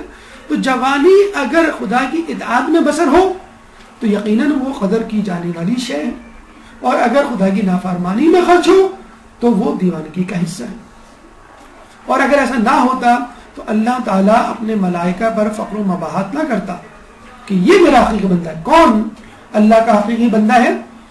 حدیث میں ہے کہ اللہ کے نزدیک تمام مخلوق میں چڑھتی جوانی والا وہ نوجوان ہے جو اچھی شکل و صورت میں ہوتا ہے اور اپنے شباب و حسن و جمال کو اللہ اور اس کی اطاعت کے لیے وقف کر دیتا ہے. یہ ایسا نوجوان ہوتا ہے کہ جس کی وجہ سے رب رحمان ملائکہ پر فخر و مباحات کرتا ہے اور فرماتا ہے یہ میرا حقیقی بندہ ہے. دیکھیے اللہ تعالیٰ نے کسی نمازی کو نہیں کہا, کسی روزے دار کو نہیں کہا, کسی مجاہد کو نہیں کہا. حقیقی بندہ کس کو کہا؟ اس کو جو نوجوان ہوتا ہے اور جس میں بھرپور جوانی ہوتی ہے, یعنی عورت ہو مرد ہو, اگر وہ خوبصورت ہے, طاقتور ہے, یعنی جوانی کی تمام خصوصیات اس کے اندر موجود ہیں. اس کا مطلب کیا ہوا؟ اب معاشرہ اس کی طرف گناہ آلود نگاہوں سے دیکھے گا. اب اس کو گناہ کی دعوت دی جائے گی. ایسا شخص, ایسی عورت, ایسا مرد اگر اپنے دامن کو گناہوں سے بچا لیتا ہے, جو کہ جوانی کے ایام کے لیے عموماً مخصوص ہوتے ہیں, تو اللہ تعالیٰ اس پاک دامن شخص یعنی عورت یا مرد کو دیکھ کر فرشتوں سے کہے گا دیکھو یہ ہے میرا حقیقی بندہ. ہم جو کہتے ہیں نا کہ بھئی گناہ نہیں کرتے ہم, تو بھئی آپ کے پاس گناہ کی اپورچونٹی نہیں ہے, گناہ کے مواقع نہیں ہے, اس لیے آپ گناہ نہیں کرتے. ایک بڑھاپا ہے, ایک بوڑھا شخص ہے 60 سال کا 70 سال کا, اور وہ کہے کہ بھئی میرا تو کسی سے چکر نہیں چل رہا, تو ظاہر سی بات ہے بھئی اس عمر میں آپ کیا چکر چلائیں گے. یا ایک 8 یا 10 سال کا بچہ ہے, الحمدللہ میری تو کوئی فرینڈ نہیں, تو بھئی بیٹا آپ تو ابھی 8-10 سال کے ہیں, جب آپ کالج جائیں گے, جب ہم آپ سے پوچھیں گے, جب آپ کو SMS آئیں گے, رانگ کالز آئیں گے, پھر ہم دیکھیں گے آپ جو ہے کتنا جو ہے وہ نگاہیں بدلتے ہیں, دوسرے کمرے میں جا کے موبائل چیک کرتے ہیں. تو جو جوانی میں انسان جو جوانی کو دور گزار رہا ہوتا ہے وہی تو اصل دور ہے. اور یہ حقیقت ہے کہ جس کو مواقع ملے اور ان مواقع کو ٹھکرا دے, جیسے پروفیٹ یوسف کے بارے میں ملتا ہے, حضرت یوسف کے بارے میں ملتا ہے, اور حقیقت میں یہی وہ بندہ ہے. اللہ تعالیٰ کہتا ہے یہی میرا حقیقی بندہ ہے. ہم شہداء کے بارے میں بڑی احادیث سنتے ہیں, بڑے درجات ان کے ہم نے سن رکھے ہیں کہ قیامت میں بغیر حساب کتاب کے جائیں گے, ان کو غسل نہیں دینا چاہیے, ان کو ایسے ہی دفنا دینا چاہیے, قیامت میں وہ اسی طرح محشور ہوں گے. تو کہتے ہیں کہ قیامت میں جب لوگ شہداء ان کی سواریوں کو دیکھیں گے تو اش کر اٹھیں گے, اور جب یہ لوگ یعنی شہداء جنت میں داخل ہوں گے تو دیکھیں گے وہاں پہ پہلے سے کچھ لوگ براجمان ہیں, تخت و تاج سجے ہوئے ان کے لیے. تو وہ بڑے حیران ہوں گے کہ ہم سے پہلے یہ لوگ جنت میں آ گئے اور ہم سے اعلیٰ درجے پر ہیں. تو اللہ سے استفسار کریں گے کہ کون لوگ ہیں جن کا درجہ ہم سے بھی بلند ہے. تو اللہ کہے گا یہ وہ لوگ ہیں جو صابرین میں سے ہیں. تم ایک دن مرے تھے, یہ روزانہ مرتے تھے, روزانہ جیتے تھے. اور آئمہ سے جب سوال کیا گیا کہ بھئی صبر کیا ہے, تو انہوں نے کئی اقسام بتائی, اس میں سے ایک قسم یہ بھی بتائی, ایک صبر وہ ہوتا ہے جو گناہوں پہ کیا جائے, یعنی گناہ کرنے پر قادر ہو, کر سکتا ہو گناہ لیکن گناہ نہ کرے. تو پوری جوانی جو گزارے گا تو کیا وہ گناہ پر قادر نہیں ہوگا کرنے پر, لیکن اگر وہ گناہ سے بچ جائے تو اس کا مرتبہ شہداء سے افضل ہے. تو ہمارے نوجوانوں کو سمجھنا چاہیے کچھ نہیں کرنا ہے. آپ کو عبادت کرنے کے لیے نہیں کہا جا رہا, آپ کو حج کے لیے نہیں کہا جا رہا, آپ کو جسے کہتے ہیں نوافل روزوں کے لیے نہیں کہا جا رہا. آپ کو کہا جا رہا ہے کہ آپ بس اپنے آپ کو پاک دامن رکھیے, اپنے دامن کو گناہوں سے بچا کے رکھیے, تو آپ کا مرتبہ شہداء سے افضل ہو جائے گا. جوانوں کو کیسا ہونا چاہیے؟ بوڑھوں کی طرح. اب بوڑھوں کو کیسا ہونا چاہیے؟ ہرگز جوانوں کی طرح نہیں ہونا چاہیے. تمہارے بہترین جوان وہ ہیں جو تمہارے بوڑھے جیسے ہوں, اور تمہارے بدترین بوڑھے وہ ہیں جو تمہارے جوانوں جیسے ہوں. ایک بوڑھی عورت لال لباس پہن کر, سرخی پاؤڈر لگا کر, جوڑا باندھ کر محفل میں بھی آ جائے, چھوڑیں سڑک پہ اور کہیں باہر, تو لوگ فوراً کہیں گے بڈھی گھوڑی لال لگام. اور یہی بات بوڑھے کے لیے بھی کی جا سکتی ہے, بڈھا گھوڑا لال لگام. گھوڑا بھی جسے کہتے ہیں بڈھا ہو سکتا ہے, کوئی ایسا مسئلہ نہیں ہے.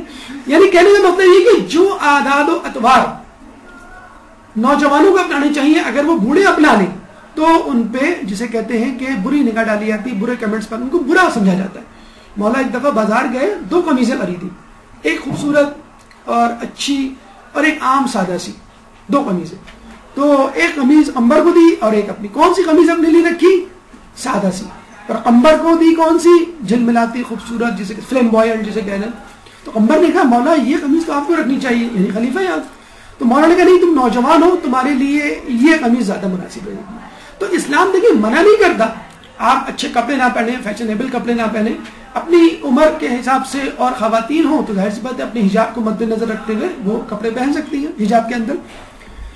تو اگر بوڑھا نوجوانوں کی طرح رہے تو اس کو کنڈم, اس کی مذمت کی جاتی ہے. مثلا نوجوانوں کی طرح وہ ہلے جلے, لوگوں سے ہنسی مذاق کرے, یا جسے کہتے ہیں شوق قسم کے کپڑے پہنے, یا جسے کہتے ہیں وہ باتیں کریں جو نوجوان عموماً کرتے ہیں، وہ زبان استعمال کرے جو نوجوان استعمال کرتے ہیں، اس کو برا سمجھا جاتا ہے. لیکن اگر کوئی نوجوان بوڑھوں کی طرح بیہیو کرے، کس طرح؟ مثلا وہ سوبر ہو، کم گو ہو، بردباد ہو، تواضع انکساری والا ہو، دھیمے لہجے کا ہو اور بہت نرمی سے بات کرنے. دیکھیے سب بوڑھوں کی جسے کہتے ہیں کہ وہ ہیں. ایک سنگر کا میں انٹرویو پڑھ رہا تھا، مجھے بڑی ہنسی آئی تھی وہ انٹرویو پڑھ کے. ان کی بیگم سے پوچھا گیا، سنگر تھے اور وہ ماشاءاللہ ایسے سنگر تھے، اچھل کود والے سنگر، ڈسکو سنگر. ان کے انٹرویو میں ان کی بیگم سے پوچھا گیا آپ کو ان کی کون سی بات پسند آئی؟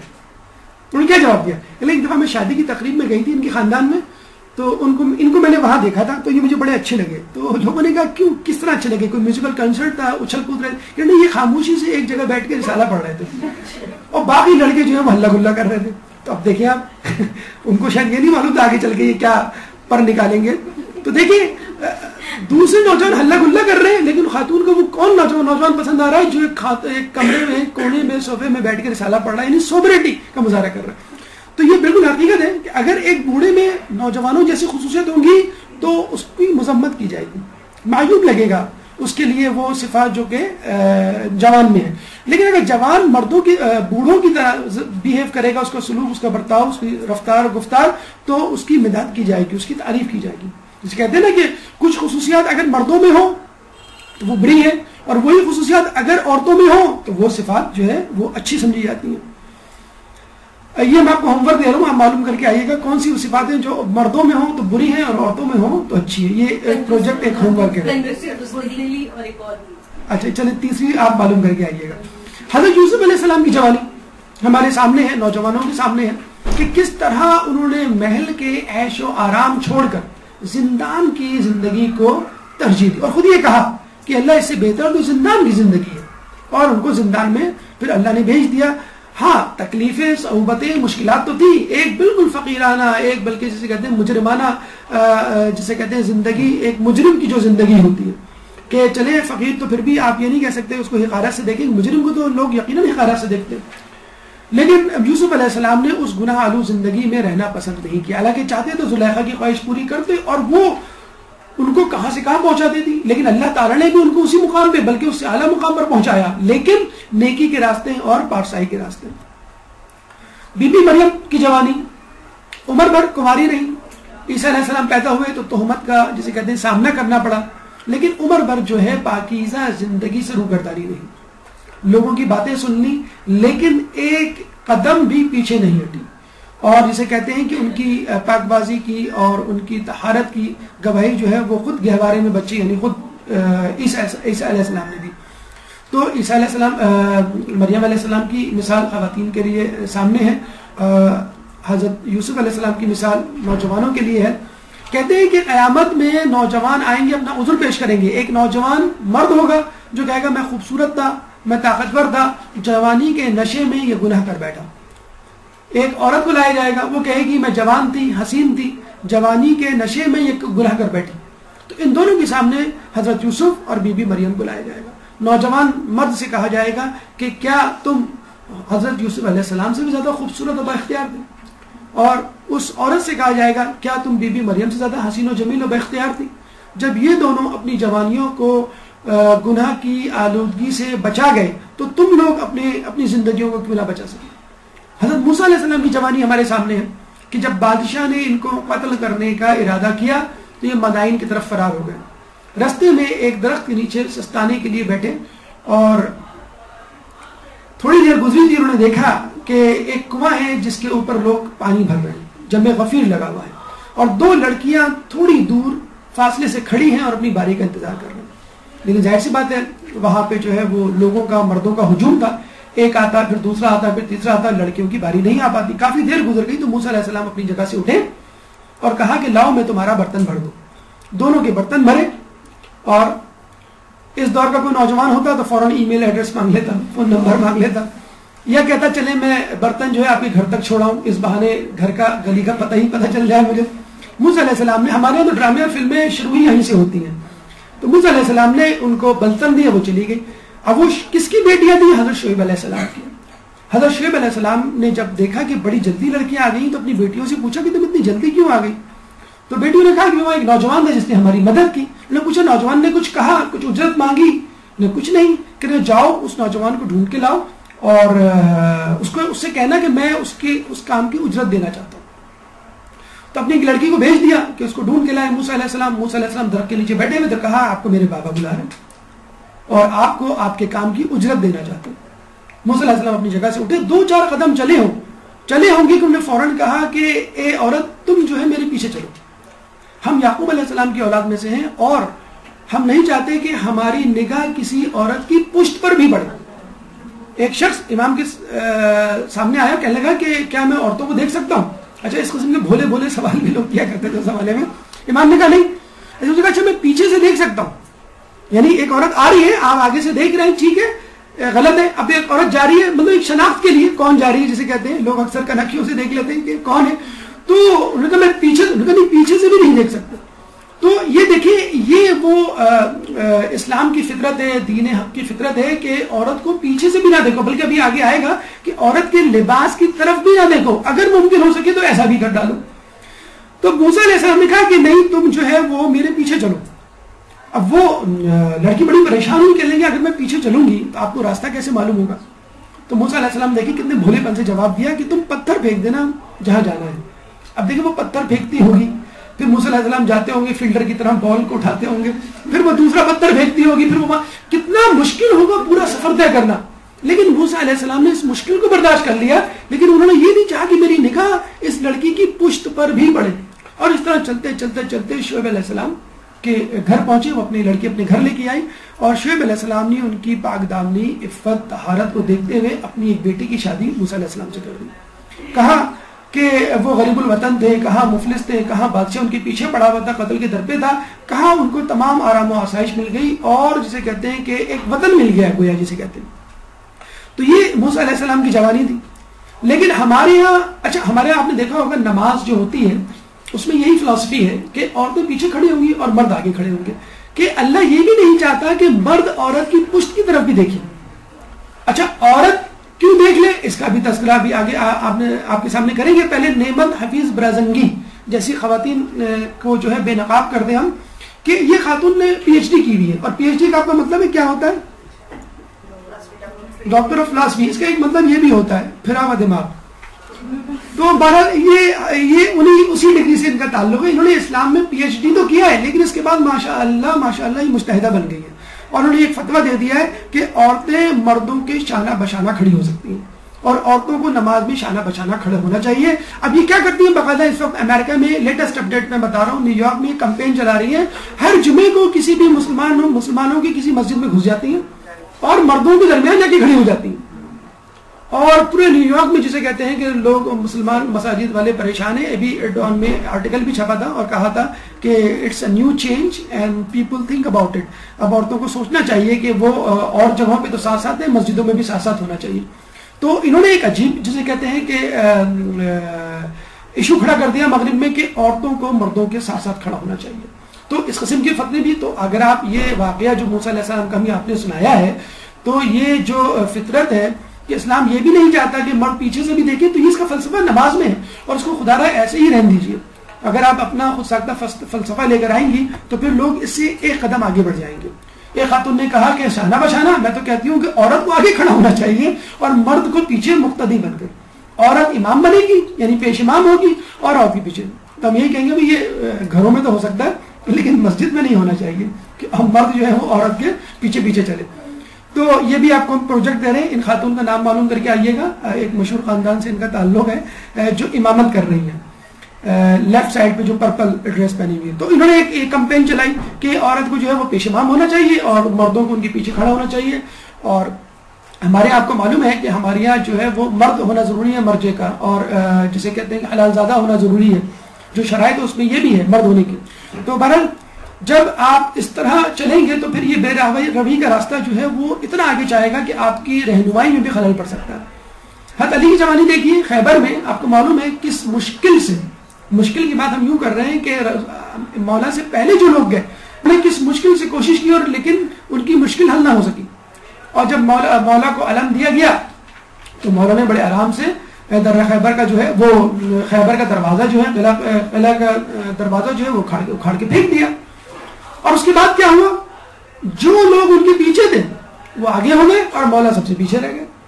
یعنی قلعے میں مولا نہیں داخل ہوئے, باقی لوگ. مجھے بتائیں اس جنگ کا ہیرو کون تھا, مین آف دا میچ کون تھا, سب سے آگے کس کو ہونا چاہیے تھا؟ مولا کو آگے ہونا چاہیے تھا. لیکن مولا, لوگوں نے پوچھا مولا آپ کیوں نہیں گئے؟ باقی لوگ تو اندر پہنچ چکے, آپ تو فاتح, آپ ہی تو اصل فاتح ہیں, آپ ہی کی وجہ سے جنگ جیتی ہے. مولا نے کیا کہا؟ مجھے نہیں معلوم کہ یہودیوں کی عورتیں کس حالت میں ہوں اور میری نگاہ ان پہ پڑے. یہودیوں کی عورتوں کو دیکھنے سے اعتراض کر رہے ہیں آپ مولا, یہ نہیں کہ وہ یہودی ہیں غیر مسلم ہیں تو کیا ہوا, اور آپ نے تو جنگ جیتی ہے. تو یہ مولا علی اور ہمارے انبیاء کی فطرت اور یہ نظروں کی حفاظت تھی, جس کے بارے میں قرآن فرماتا ہے قل للمؤمنین یغضوا من ابصارهم ویحفظوا فروجهم, کہہ دو مومنوں سے کہ اپنی نگاہوں کو نیچے رکھیں اور اپنی شرمگاہوں کی حفاظت کریں. مومنین کو کہہ دو, رسول اللہ سے کہلوایا جا رہا ہے کہ اپنی نگاہوں کی حفاظت کریں, اپنی نگاہوں کو نیچے رکھیں اور اپنی شرمگاہوں کی حفاظت کریں. سورہ نور آیت نمبر 30. اور کیا فقط مومن کو حفاظت کرنی چاہیے اپنی شرمگاہ کی اور اپنی نگاہوں کو نیچے رکھنا چاہیے؟ جی نہیں, فقط مومن کو نہیں.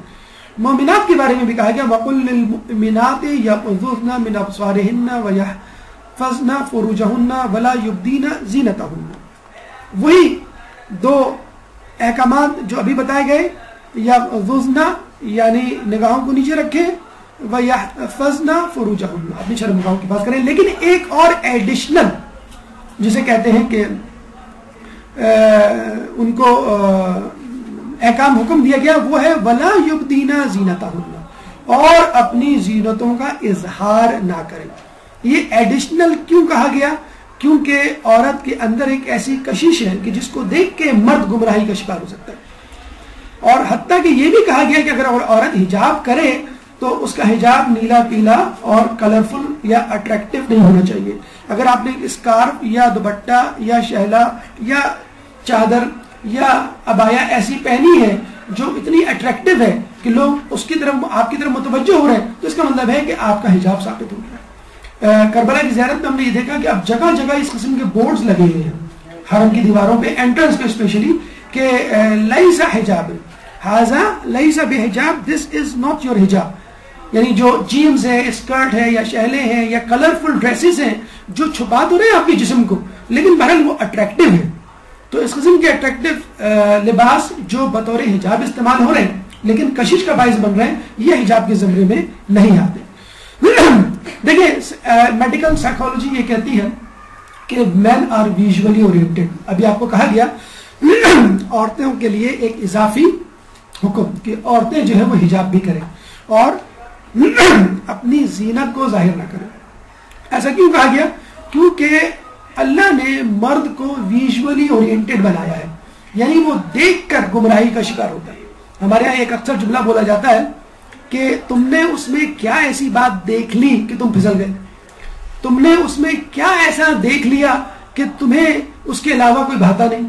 اور عورت کے لیے کہا جاتا ہے, کیا کہا جاتا ہے کہ تمہیں اس نے کیا ایسی پٹی پڑھائی کہ تم اس کے علاوہ کسی سے شادی کرنے پر راضی نہیں ہوتی. تو دیکھیں مرد کے لیے کیا کہا جاتا ہے کہ تم نے اس میں کیا ایسا دیکھا, یعنی مین آر ویژولی اورینٹڈ. اور عورت کے لیے کہا جاتا ہے کہ تم نے کیا ایسا سنا کہ تم بے وقوف بن گئے.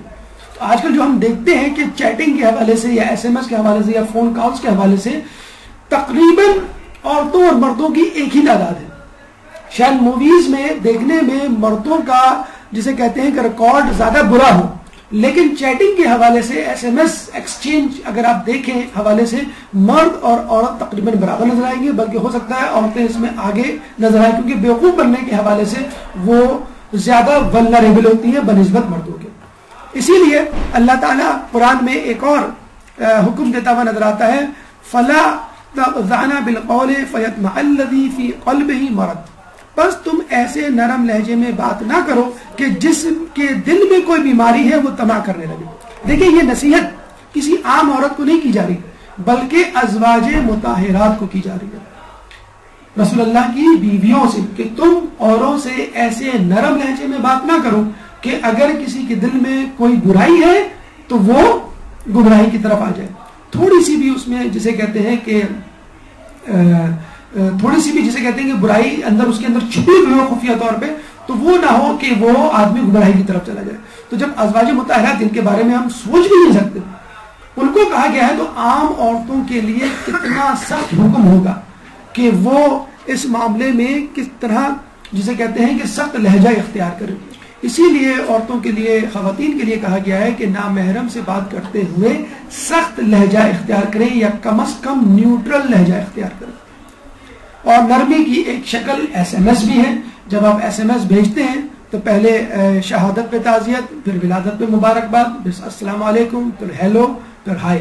تو بہتر یہ ہے کہ اس سلسلوں کو پہلے سے آپ بائے کر دیں، اور ایس ایم ایس اور اس قسم کی جتنی بھی شروعات ہیں جو کہ مقدمہ ہیں آگے چل کر بے راہ روی کا، وہ بند ہو سکے.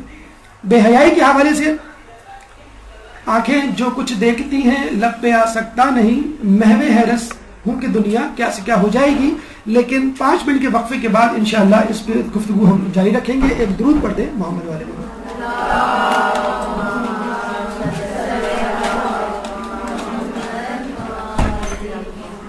اعوذ باللہ من الشیطان اللعین الرجیم، بسم اللہ الرحمن الرحیم. ہماری گفتگو جاری تھی اور گفتگو کا دوسرا مرحلہ بے حیائی.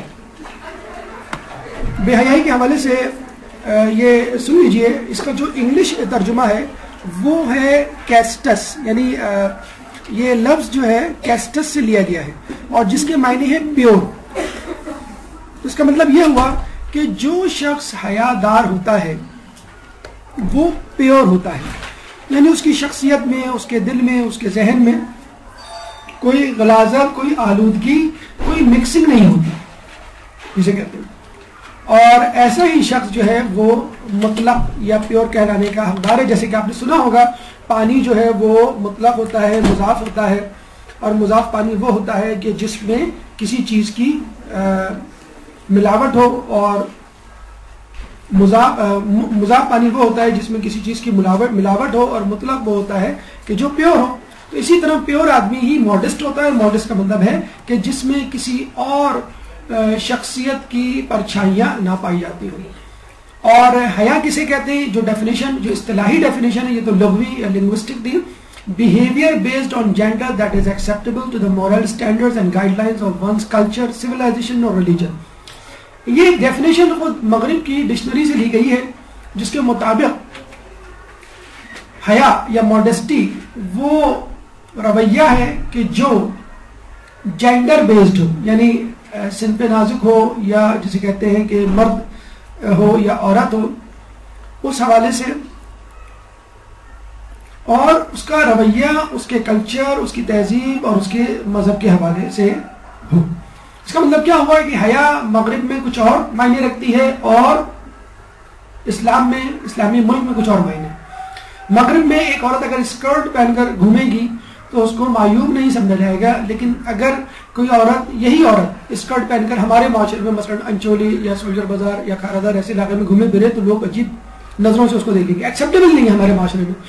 حالانکہ ابھی مکمل طور پہ اسلامی نظام نہیں ہے، لیکن پھر بھی یہ ایکسیپٹیبل نہیں ہے. تو مغرب ہمیں یہ سکھانے، بتانے کی کوشش نہ کرے کہ ہم حجاب کریں یا نہ کریں، ہم اسکارف پہنیں یا نہ پہنیں، ہم نقاب لگائیں کہ نہ لگائیں. یہ ہمارے اپنے کلچر، اپنی سویلائزیشن اور اپنے ریلیجن کی ڈیفینیشنز ہیں جو ہمیں فالو کرنی ہے.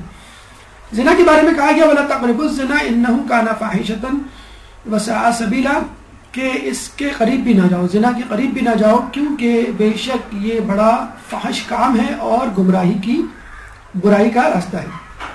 اور کاموں کے بارے میں کہا گیا کہ یہ کام نہ کرو، فلاں گناہ نہ کرو، غیبت نہ کرو، چوری نہ کرو، خیانت نہ کرو.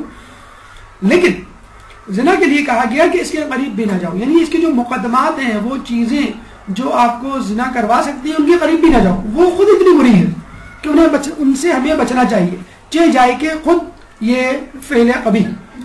اور ایک بات جو آپ نے دیکھی ہوگی، سنی ہوگی، کہ آج کل آئے دن مرگ مفاجات یعنی ناگہانی اموات ہوتی رہتی ہے. آسٹریلیا کے جنگلوں میں آگ لگنا جون جولائی میں اور کوئی عجیب سی بات نہیں. امریکہ میں جون جولائی میں سیلاب آنا، ٹورنیڈو آنا، کوئی جسے کہتے ہیں کہ عجیب سی بات، چھمبے کی بات نہیں. پاکستان میں یا ہیٹی میں یا افریقن کنٹریز میں سیلاب آنا کوئی اچنبے کی بات نہیں. آئے دن سینکڑوں افراد، کچھ نہیں تو جہاز گر کے تباہ ہو جاتا ہے، کچھ نہیں تو پانی کا جہاز غرق ہو جاتا ہے اور سینکڑوں افراد مر جاتے ہیں، کچھ نہیں تو بس ٹکرا جاتی ہے آپس میں، اس میں سینکڑوں افراد مر جاتے ہیں، ٹرین پٹری سے اتر جاتی ہے. تو آئے دن کوئی نہ کوئی حادثہ رونما ہوتا ہے، 100 150 1000 2000 افراد لقمہ اجل بنتے رہتے ہیں. تو یہ زنا عام ہونے کی نشانی ہے کہ جب مرگ مفاجات یعنی اچانک موتیں جو ہے وہ عام ہو جائیں گی. زنا کے نتیجے میں جو لوگ پیدا ہوتے ہیں یعنی زنا زادے، وہ معاشرے میں عموماً قاتل، چور، خائن اور خود زانی مشہور ہوتے ہیں. قاتل حضرت یحییٰ، قاتل امام علی، قاتل امام حسین، سب کے سب زنا زادے تھے. ہمارے 5ویں امام باقر علیہ السلام کا قول.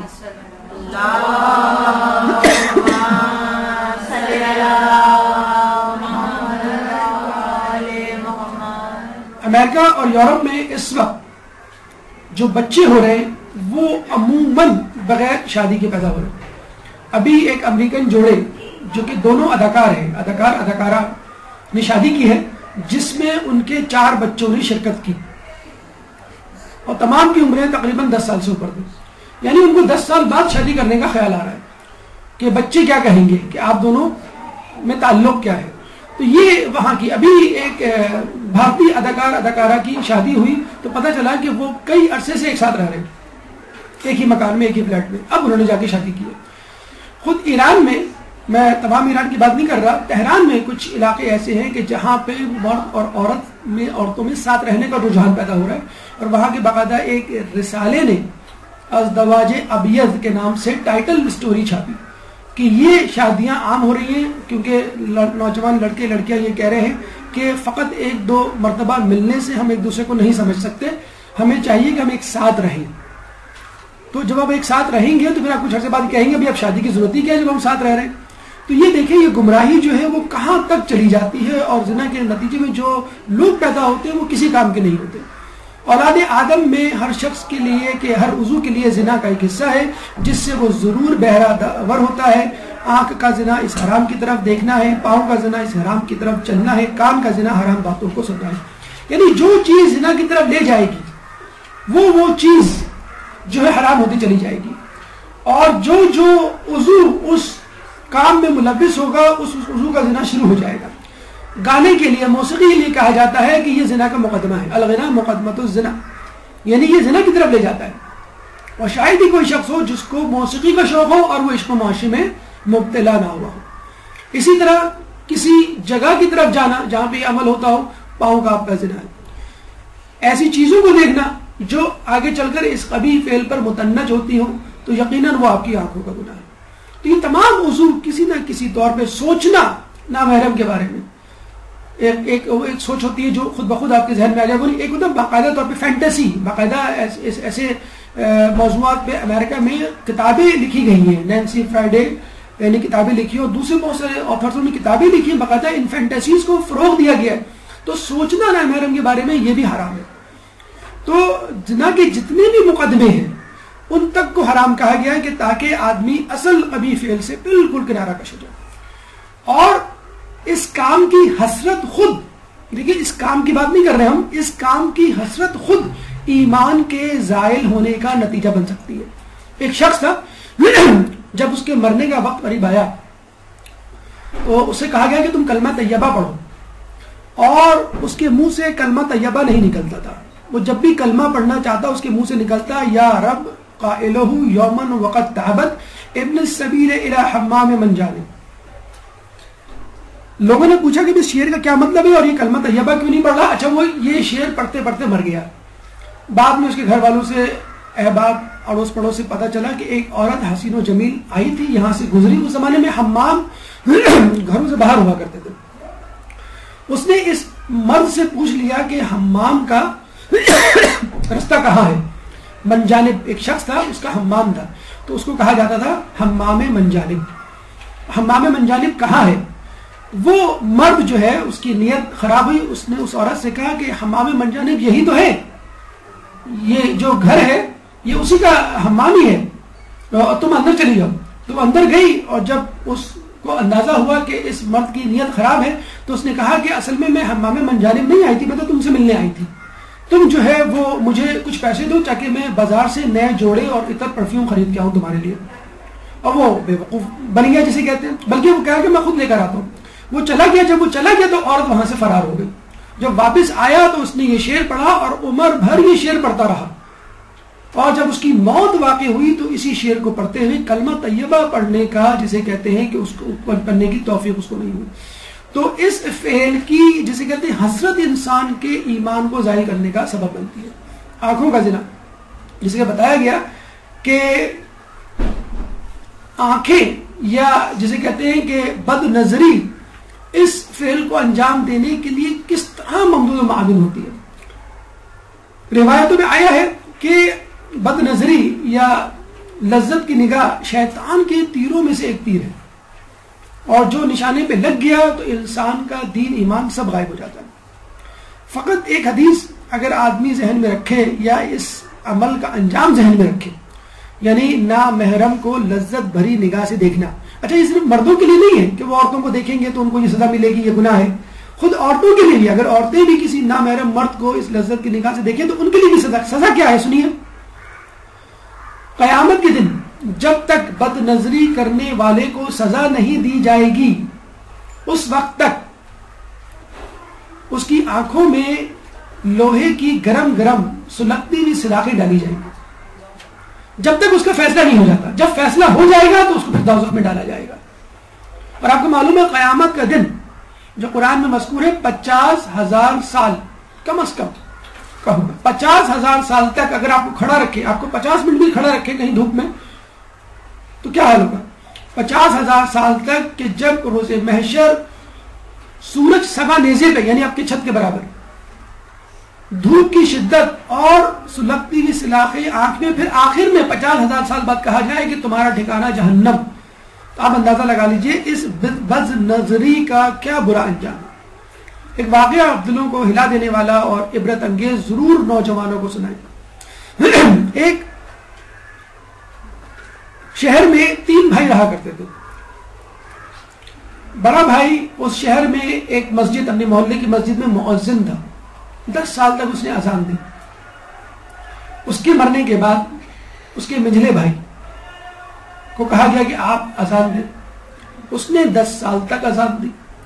جب اس کا انتقال ہو گیا تو سب سے چھوٹے بھائی کے پاس محلے والے آئے, مسجد والے آئے, کہنے لگے اب آپ اذان دیجیے, آپ کے 2 بھائیوں نے اس کار خیر کو انجام دیا, آپ بھی انجام دیں.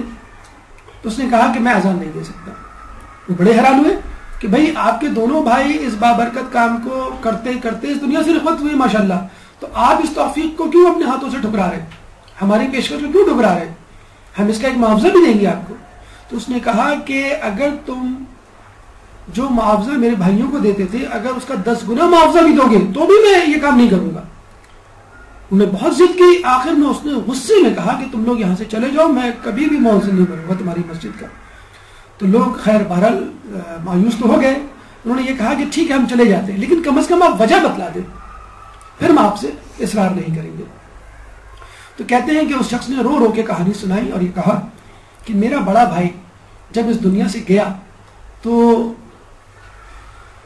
وقت آخر میں اس کے سرحانے تھا اور سورہ یاسین کی تلاوت کرتا تھا. ہمارے یہاں ہے کہ اگر سورہ یاسین کی تلاوت کی جائے وقت آخر تو موت کا جو ہے وہ وقت آسان ہو جاتا ہے. تو میرے بھائی نے غصے سے کہا کہ یہاں سے چلے جاؤ, قرآن میرے سامنے تلاوت نہ کرو.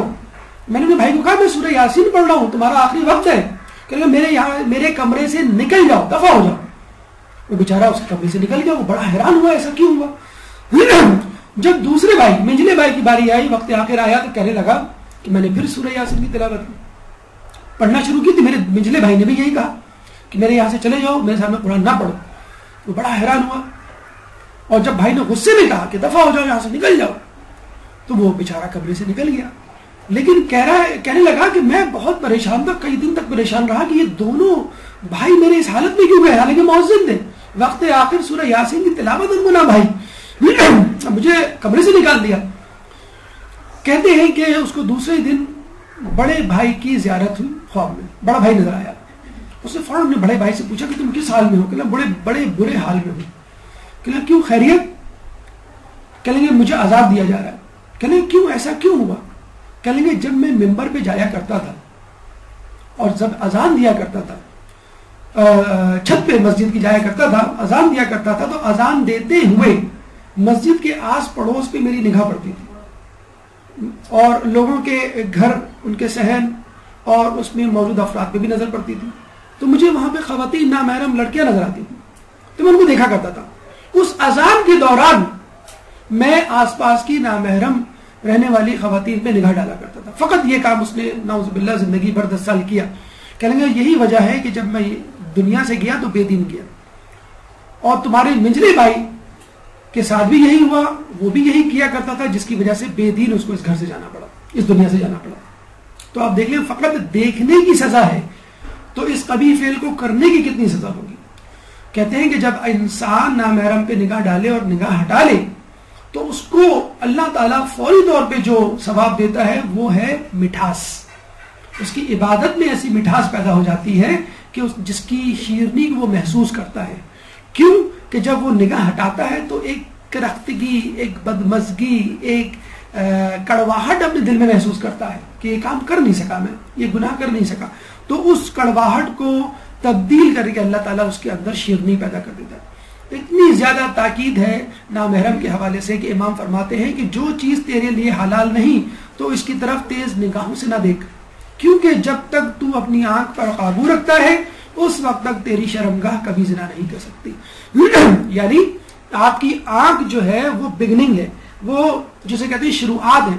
امام فرماتے ہیں اگر تیرے بس میں یہ ہو کہ تو کسی غیر محرم عورت کے کپڑے کی طرف نگاہ نہ کرے تو ایسا ہی کر.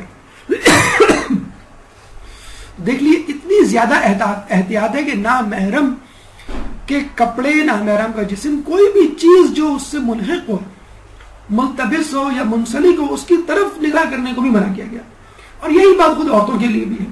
لیکن ظاہر سی بات ہے کہ مردوں کی نگاہوں کے حوالے سے ہم نے کہا گیا ویژولی اورینٹڈ, اور حجاب کا حکم جو ہے وہ عورتوں پر ہے, مردوں میں بھی ہے, لیکن عورتوں پہ جس طرح کا حجاب ہے اس طرح کا حجاب ہے, مردوں پہ نہیں ہے. دونوں کی اس معاملے میں احتیاط کرنی چاہیے. ان سے منسلک جو چیزیں ہیں اس پر بھی نگاہ ڈالنے کو جسے کہتے ہیں کہ منع کیا گیا. اور اہم بات جو جسے کہتے ہیں کہ سمجھ میں آ جانی چاہیے, امام کے سامنے ایک شخص آیا اور اس نے بہت ضد کی کہ امام یہ میں کام کرنا چاہتا ہوں, مجھے اجازت دیجیے. امام نے بہت سمجھایا, جب وہ نہیں سمجھا تو امام نے فقط یہ کہا کہ کیا تو چاہتا ہے کہ تیری گھر کی خواتین کے ساتھ بھی یہ کام کیا جائے؟ دوسروں کی خواتین کی طرف پاک دامن رہو کہ اس سے تمہاری خواتین پاک دامن رہیں گی.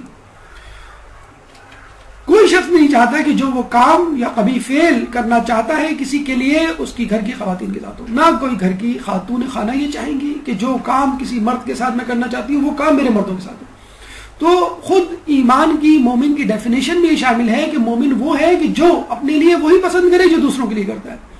تو جو کام آپ اپنے گھر والوں کے لیے پسند نہیں کر سکتے وہ دوسروں کے لیے کیوں پسند کرتے؟ ان تمام بیماریوں کا, گناہوں کا علاج کیا ہے؟ شادی, خانہ آبادی. لیکن ہمارے ہاں شادی کو اس طرح کا چوچوں کا مربع بنایا ہوا ہے اور لطائف کی ایسی بھرمار ہے کہ لوگ جو ہے شادی کو ایک جرم سمجھتے ہیں اور منہ چھپاتے پھرتے. اور ہمیں نہیں معلوم یہ منہ چھپانے کی رسم کب اور کہاں سے نکلی. اب بہرحال شاید یہ نہیں ہوتا, لیکن ایک زمانے میں منہ چھپانے کی رسم تھی, یعنی صحرا جسے کہتے ہیں کہ باندھنے کی رسم تھی, کہ گویا وہ کوئی ایسا غلط کام کرنے جا رہا ہے کہ اگر پکڑا گیا تو مسئلہ ہوگا. یا شاید ان لوگوں کے لیے جو دوسری شادی کرنے جا رہے ہو کہ ان کو جو ہے وہ نکاح خواہ پہچان نہ سکے کہ دوسری مرتبہ کیسے آ گئے. بہرحال اس طرح اس کو بٹھایا جاتا ہے کہ یہ تمہاری چار دیواری ہے, یہ قید خانہ, ابھی شیر تم پر ابھی تم پہ حملہ کرنے والا ہے. ابھی ہم نے دیکھا کہ ایک لطیفہ سرکولیٹ ہو رہا ہے, وہ مختصراً ہم آپ کو بتا دیں کہ اب ہمارے یہاں بھی یہ لطائف شروع ہو گئے. کہ ایک نے پوچھا کہ یار یہ جو مولوی حضرات پڑھتے ہیں ان کے ہاتھوں اور یہ پورا جملہ جو ہوتا ہے پھر معلوم, دوسرا بھی کہتا ہے معلوم, تو ہمیں صرف لفظ معلوم ہے, باقی نہیں معلوم. کل اصل میں یہ بولتے ہیں کہ دولہے کو بتانا چاہتے ہیں, بلکہ دولہے کے وکیل کو بتانا چاہتے ہیں کہ دیکھو شادی کے بعد کیا کیا پریشانیاں ہوں گی تم کو معلوم. کہتا کہ ہاں ہمیں تم سے زیادہ معلوم. کہتے تمہیں جو ہے گھر کے باہر کا حساب دینا پڑے گا, معلوم. کہتا ہمیں گھر کے اندر کا حساب دینا پڑے گا, یہ معلوم. کہیں گے تمہیں جو ہے بغیر نمک کا کھانا کھانا پڑے گا, کہیں گے ہمیں بعض وقت کھانا بھی نہیں کھانا پڑے گا, یہ بھی معلوم. تو وہ جسے کہتے ہیں کہ تمہیں ہر بات پہ جو ہے وہ سوری کرنا پڑے گا, کہیں گے بات بے بات پہ بھی ہمیں سوری کرنا پڑے گا, ہم کو معلوم. وہ دونوں ایک دوسرے کو بولتے ہیں, پھر 5 مرتبہ بول کے کہتے ہیں کہ دولہے کی طرف دیکھیں کہ تم کو معلوم ہے, نہیں اس کو تو کچھ بھی نہیں معلوم. تو اب دیکھیں اس قسم کے لطیفے، اچھا اس قسم کے لطیفے عشق و معاشرے اور رومانس کے حوالے سے نہیں عام ہوں گے، لیکن شادی بیاہ کے حوالے سے، نکاح کے حوالے سے، ایک لیگل ایک حلال کام کے حوالے سے بالکل اسے کہتے ہیں کہ وہ لطیفہ بھی دیکھیں پورا سرکولیٹ کرنا لگے، پتہ نہیں آپ لوگوں تک وہ پہنچا کہ نہیں پہنچا، لیکن بہرحال یہ اس قسم کے لطیفے بڑے عام ہیں. دیکھیں ایک حدیث میں ہے کہ جو نوجوان نوجوانی میں شادی کرتا ہے اس کا شیطان چیخ اٹھتا ہے اور کہتا ہے ہائے افسوس اس نے مجھ سے اپنا دین بچا لیا. دیکھیں غور کریں، امام نے فقط یہ نہیں کہا جو شادی کرتا ہے، بلکہ کیا کہا جو نوجوان شادی کرتا ہے، پھر یہ بھی کہا جو نوجوان نوجوانی میں شادی کرتا ہے، یعنی جتنی جلدی شادی ہو اتنا بہتر ہے. اور دیکھیں یہ ہمارے معاشرے میں بھی ہے. ایک اور لطیفہ ذہن میں آیا ہے، کہیں تو وہ بھی سنا دوں کہ عورتوں کے حوالے سے، لیکن یہ لطیفہ آپ مردوں پہ بھی بآسانی چشمہ کر سکتے ہیں کہ 20 سال کی عمر میں جب لڑکی سے پوچھا جاتا ہے کہ تمہارا رشتہ آیا ہے تو لڑکی پوچھتی ہے کیسا ہے لڑکا، اور 25 سال میں جب کہا جاتا ہے اسی لڑکی سے تمہارا رشتہ آیا ہے تو وہ لڑکی کہتی ہے لڑکا کتنا کماتا ہے، اور جب 30 سال میں لڑکی سے کہا جاتا ہے کہ تمہارا رشتہ آیا تو لڑکی کہتی ہے کہاں ہے. یہی چیز ہم مردوں پہ بھی رکھ لیں، فرض کر لیں ان کی جو ایج گروپ ہے وہ 25 سے شروع کر دیں کہ وہ بھی یہی کہتے ہیں لڑکی کیسی ہے، پھر پوچھتے ہیں کہ لڑکی کیا کرتی ہے. یعنی اب لڑکوں کو بھی فکر ہو گئی ہے کہ لڑکی کیا کرتی ہے، کیا کیریئر ہے، کتنا کماتی ہے کہ وہ میرے اکانومیکل افیئرز میں جو ہے وہ کنٹریبیوٹ کر سکے. اور پھر جب عمر گزر جاتی ہے تو کہتے ہیں ہاں بھائی ٹھیک ہے جو بھی مل جائے. تو یہ حدیث میں موجود ہے. یہ ہمارے یہاں جو رشتوں کا جو پرابلم ہوتا ہے وہ یہی ہوتا ہے. آج کل بڑے افسوس کے ساتھ کہنا پڑتا ہے، مد حضرات کی حد تک تو سمجھ میں آتا ہے ہمیں کیریئر کی دوڑ اور روزگار کی فکر. اب خواتین نے جو ہے اپنی ماؤں نے اپنی بچیوں پہ یہ جسے کہتے ہیں بوجھ ڈال دیا ہے کہ کچھ بن جاؤ پھر شادی کرنا. پہلے لڑکوں کے لیے کہا جاتا ہے کچھ بن جاؤ پھر شادی کرنا. اب لڑکیاں بیچاری جو ہے وہ ڈاکٹر بن رہی ہیں، انجینئر بن رہی ہیں، جو وہ PhDs کر رہی ہیں. یہ ہم نہیں کہہ رہے کہ وہ ڈاکٹر نہ بنے، انجینئر نہ بنے یا کیریئر چیز نہ کرے، لیکن کیریئر کا مقصد اپنے آپ کو تعلیم سے آراستہ کرنا ہو، اپنی نسل کی تربیت کرنا ہو، بہت اچھی بات ہے. لیکن آپ ذہن میں ابھی سے یہ ڈال لیں گے، یقین کیجئے کہ اب لڑکیوں کے ذہنوں میں یہ ہونے لگا ہے کہ ارے خدا نہ خواستہ کچھ ہوا اور علیحدگی ہو گئی تو کم از کم میرے پاس ایک جاب تو ہوگی، میرے پاس ایک جسے کہتے ہیں کہ سہارا تو ہوگا اپنے ٹیلنٹ کا، اپنی ڈگری کا. تو اگر آپ لڑکیوں کو اس چیز میں جھونک دیں گے کہ ان کو کیریئر بنانا ہے، ان کو جاب کرنی ہے اور اسی مقصد کے لیے جاب کرنی ہے کہ اس کا اپر ہینڈ رہے. اب یہ بھی ایک جسے کہتے ہیں کہ لڑکیوں کے ذہنوں میں ڈالا جا رہا ہے کہ تمہارا اپر ہینڈ رہے گا، اگر تمہارے ہاتھ میں جاب ہوگی، تم کیریئر والی ہوگی تو تم اپنا روپ ڈال سکتی ہو، تم اپنی باتیں منوا سکتی ہو. یہ بھی ایک نیگیٹو اپروچ ہے تعلیم اور کیریئر کے حوالے سے. تو اگر لڑکیاں اپنے کیریئر کو چیز کر رہی ہیں تو بہت اچھی باتیں کرنا چاہیے، لیکن کیا ضروری ہے کہ وہ اپنے کیریئر کو اڈاپٹ کر کے پھر اس جیسی جاب، پھر جاب میں بھی کسی اہم عہدے پر پہنچ کے، فوراً جو جاب ملتی ہے اپنے مطلب کی جاب نہیں ملتی، پھر اس عہدے پہ پہنچ کے پھر ان کی شادی کی جائے. جس طرح مرد اس طرح کرتے کرتے 40 سال کو پہنچ جاتے ہیں، اس طرح عورتیں بھی 30 35 40 کو پہنچ جاتی ہیں. تو کیریئر کی دوڑ جب میں کچھ بن جاؤں، کیونکہ قرآن میں تو کہا گیا ہے کہ ابھی آیت آئے گی کہ ان کو کہہ دو کہ شادیاں کر لیں اور اللہ خود ان کی جسے کہتے ہیں روزگار میں برکت ڈالے گا. شادی شدہ انسان کی 2 رکعت نماز اس کمارے سے افضل ہوتی ہے جو رات بھر نماز پڑھے اور دن کو روزہ رکھے. دین کتنا آسان کر دیا گیا ہے. فقط 2 رکعت نماز میں آپ کو پورے دن کے روزے کا ثواب، فقط 2 رکعت نماز میں رات بھر کی عبادت کا ثواب. کیوں کہ وہ شخص اپنا آدھا ایمان مکمل کر کے بیٹھا ہے، آدھی دوڑ وہ جیت چکا ہے. اس کہتے ہیں بچے کو آپ کہیں کہ بھائی جو ہے وہ تم جو ہے وہ آدھے مارکس لے چکے ہو تو اس کو کتنا اطمینان ہو جائے گا. تو خود بخود آپ کے ایمان میں، آپ کے اعمال میں اضافہ ہو جائے. شادی شدہ مرد کی 2 رکعت نماز ان 70 رکعت سے افضل ہے جو غیر شادی شدہ پڑھتا ہے. اور یقیناً جسے کہتے ہیں بہت اچھا یہ جملہ بھی لکھا ہے، do you want a man dancing behind you in the club or a man in front of you leading the prayer. لگ یہی رہا ہے کہ خاتون جو ہے ان کو ڈسکو کلب سے پکڑ کے لے آئی ہیں، ان کو کپڑے بدلنے کی بھی جسے کہتے ہیں کہ مہلت نہیں ملی. تو یہ بہتر ہے کہ انسان شادی کے بعد اپنی عبادت کو جاری رکھے. فقط 2 رکعت 70 رکعت، فقط 2 رکعت آپ کو دن بھر کا روزہ اور رات بھر کی عبادت دلا سکتی ہے. اتنا آسان ہے، مطلب جسے کہتے ہیں کہ دین پہ چلنا، اگر انسان جو ہے وہ شادی شدہ ہو. بلکہ آپ نے شاید سنا ہوگا جو حوزے میں طلباء کو جو وظیفے دیے جاتے ہیں اس کا وظیفہ اس وقت دگنا ہو جاتا ہے جب وہ شادی کرتا ہے. یعنی فرض کر لیں کسی طالب علم کو 10,000 دیے جاتے ہیں وظیفے کے طور پہ، جب وہ شادی کرتا ہے تو خود بخود اس کا وظیفہ 20,000 کر دیا جاتا ہے. تو جب اللہ تعالیٰ آپ کے لیے آسانی پیدا کرتا ہے تو خود ہم لوگ شادی شدہ لوگوں کے لیے آسانی کیوں نہ پیدا کریں. شادی شدہ جو سویا ہوا ہو اللہ تبارک تعالیٰ کے نزدیک اس روزے دار نمازی سے افضل ہے جو کمارا ہو. ابھی تو 2 رکعت کی بات ہو رہی تھی کہ آپ 2 رکعت پڑھیں گے تو 70 رکعت کا ثواب ملے گا. آپ 2 رکعت پڑھیں گے تو دن بھر کے روزے اور رات بھر کی عبادت کا ثواب ملے گا. اب یہ کہا جا رہا ہے کہ آپ کچھ نہ کریں, فقط سو جائیں گھر میں آ کے. یہ جو سونا ہے یہ خود اس روزے دار نمازی سے افضل ہے جو کمارا ہے. شادی شدہ شخص جو سو رہا ہو وہ اس نمازی اور روزے دار سے افضل ہے جو کمارا ہو. اسی لیے قرآن میں جیسے اچھا ہمارے یہاں ایک مسئلہ کیا ہے, اب جب نکاح کو شادی کرنے کی باتوں کو پروموٹ کیا جائے تو لوگ کہتے ہیں ہمارے پاس پیسے نہیں ہیں. اچھا یہ ہمارے معاشرے کا مسئلہ نہیں ہے. خود ایران کے حوالے سے جو ابھی ہم نے بات کی, کچھ علاقوں میں اس قسم کا ہو رہا ہے ازدواج الابیض, تو ان سے پوچھا گیا تو لڑکیوں نے یہی جواب دیا کہ لڑکوں نے خصوصی طور پہ کہ بھائی اس میں خرچہ اتنا ہے, شادی میں ہم کیا کریں. آپ سعودی عرب نکل جائیں, آپ جو ہے ویسٹرن کنٹریز کہیں بھی نکل جائیں تو وہ یہی کہتے ہیں کہ بھائی ڈاکیومنٹیشن ہے, لیگل پروسیسنگ ہے اور یہ اتنا زیادہ پیسے کے خرچہ ہے, اگر ہم ویسے ہی رہیں تو کیا ضرورت ہے یہ سب ڈاکیومنٹیشن کرنے کی. تو ہم نے خود شادی کو جسے کہتے ہیں کہ ایک مشکل عمل بنا دیا ہے, اور یہی روکتے ہیں کہ پیسے نہیں ہیں لڑکی کے پاس یا لڑکی کے پاس جہیز نہیں ہے. تو یہ مجھے بتائیں لڑکی کی جہیز کی کون ڈیمانڈ کرتا ہے؟ لڑکے والے. اور لڑکے کے برسرے روزگار ہونے کی ڈیمانڈ کون کرتا ہے؟ لڑکی والے.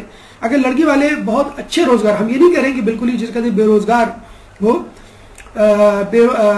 بہت زیادہ پیسوں کی ڈیمانڈ کرنا, روزگار کی ڈیمانڈ کرنا, کیریئر کی ڈیمانڈ کرنا, اگر لڑکی والے چھوڑ دیں تو اسی طرح لڑکے والے بھی جہیز کی اور بہت زیادہ حور پری جو ان کی وہ ہوتی ہے کرائٹیریا, وہ اس کو وڈرا کر لیں گے.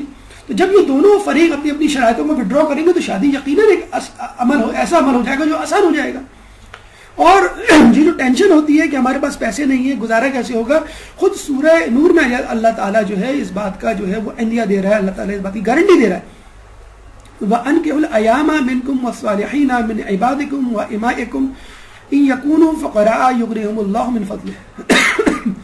اور اپنی بے شوہر عورتوں, بے عورت شوہروں, اپنے غلاموں اور لونڈیوں میں سے صلاحیت رکھنے والوں کا نکاح کر دیا کرو. اگر وہ فقیر ہوں گے تو اللہ تبارک تعالیٰ اپنی مہربانی سے انہیں غنی کر دے گا.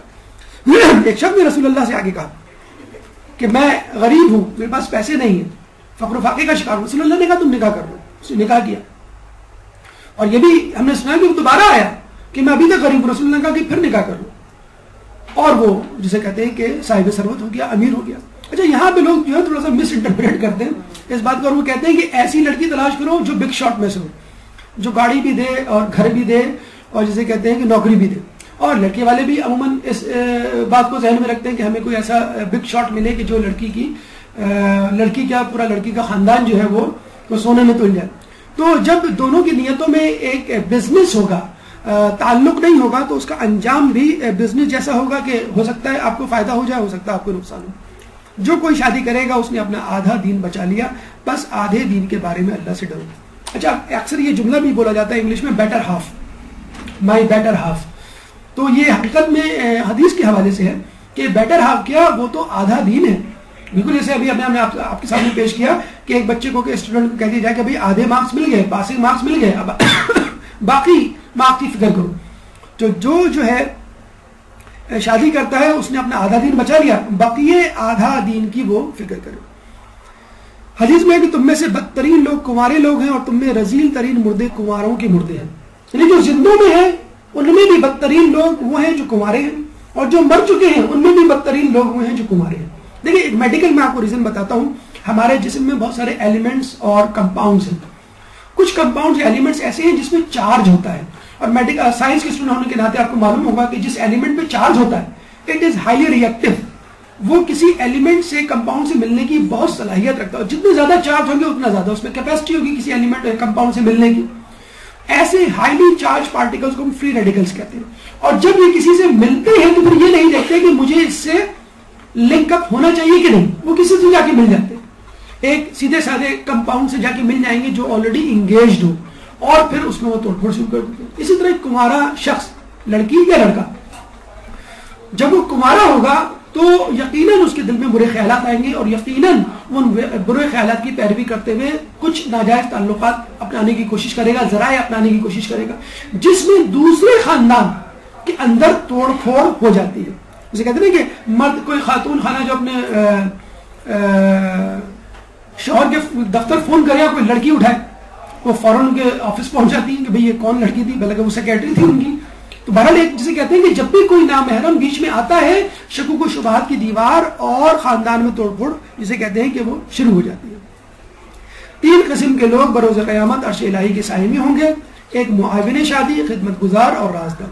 یعنی جو شخص شادی میں معاونت کرتا ہے وہ تک عرش الہی کے سائے میں ہوگا. یعنی جو خواتین ہیں، دیکھا ہوگا کچھ خواتین جو ہے وہ رشتوں کو لگاتی ہیں اور شادیاں کرواتی ہیں. اگر کوئی قرضہ دیتا ہے یا جسے کہتے ہیں کہ کوئی تصدیق بھی کر دیتا ہے یا جسے کہتے ہیں اپنی ضمانت بھی دیتا ہے، تو یہ تمام لوگ جو شادی میں کسی نہ کسی مرحلے میں کام آتے ہیں وہ معاون شادی ہیں اور عرش الہی کے سائے میں ہوں گے بروز قیامت. ایک چیز، ایک ٹپ، ورنہ تو بہت تفصیلی گفتگو کسی اور وقت ہم کر سکتے ہیں، کہ جو مشکلات ہم نے کہا ہوا ہے، مثلا ہم نے کہا کہ معاشی مشکلات ہیں. مثلا یہ کہ جہیز کا مسئلہ ہے، لڑکے کے روزگار کا مسئلہ، یہ بلکہ خود شادی کا جو خرچہ ہے. دیکھیں آج کل جو ہے وہ جگہوں پہ بینکویٹ ہال بن گئے اور وہ شادی ہال والے یہی کہتے ہیں کہ بھائی بارش ہو گئی تو ہمارا ذمہ نہیں ہے، اور بھائی بارش کا موسم ہی نہیں ہے، وہ آپ کو ڈرا رہے ہوتے ہیں اور یہ کہتے ہیں بھائی بینکویٹ ہال میں کریں. آپ کو تھکا ہوا سا وہ جسے کہتے ہیں کہ اے سی لگا دیتے ہیں، ہلکی پھلکی ہوا آ رہی ہوتی ہے اور آپ خوش، اور اس کا خرچہ 5 گنا ہو جاتا ہے، ایک دم سے لاکھوں میں چلا جاتا ہے. 20,000 کا ہال جو ہے لاکھ میں ہو جاتا ہے. آپ یہ شادیاں مسجدوں میں کیوں نہیں کرتے؟ کتنی برکت ہوگی. در و دیوار، مسجدوں کے در و دیواروں میں کتنی مرتبہ قراتیں، درود اور مناجات اور دعائیں اور زیارت، کتنی مرتبہ یہ چیزیں، کتنی بابرکت وہ زمین ہوگی جہاں پہ سجدے کیے جاتے ہوں گے، جہاں پہ متقی پرہیزگار لوگ آتے ہوں گے. اور بلکہ یہ بھی ہونا چاہیے کہ آپ وہ کریں شادی یا ولیمہ، اور جو مغربین میں جو لوگ آتے ہیں نمازی، ان کو کہیں کہ آپ بھی شامل ہو جائیں. اب آپ بتائیں جو مسجد میں ریگولر نمازی ہوگا، متقی پرہیزگار ہوگا، جب وہ دعا کے لیے ہاتھ اٹھائے گا تو لڑکے لڑکی کے لیے کتنے دل سے اس کی دعا نکلے گی. دیکھیں میں آپ کو ایک واقعہ سناتا ہوں. ہمارے ایک جاننے والے تھے، وہ کمپنی میں جاب کرتے تھے. ان کی رشتے کی بات چلی تو انہوں نے کہا کہاں کس کمپنی؟ آپ نے کہا میں فلاں کمپنی میں ہوں. تو انہوں نے کہا ٹھیک ہے ہم آپ سے ملنے آئیں گے. لڑکی کے باپ نے کہا. اور وہ لڑکا کافی دیر تک دنوں تک انتظار کرتا، وہ نہیں آئے.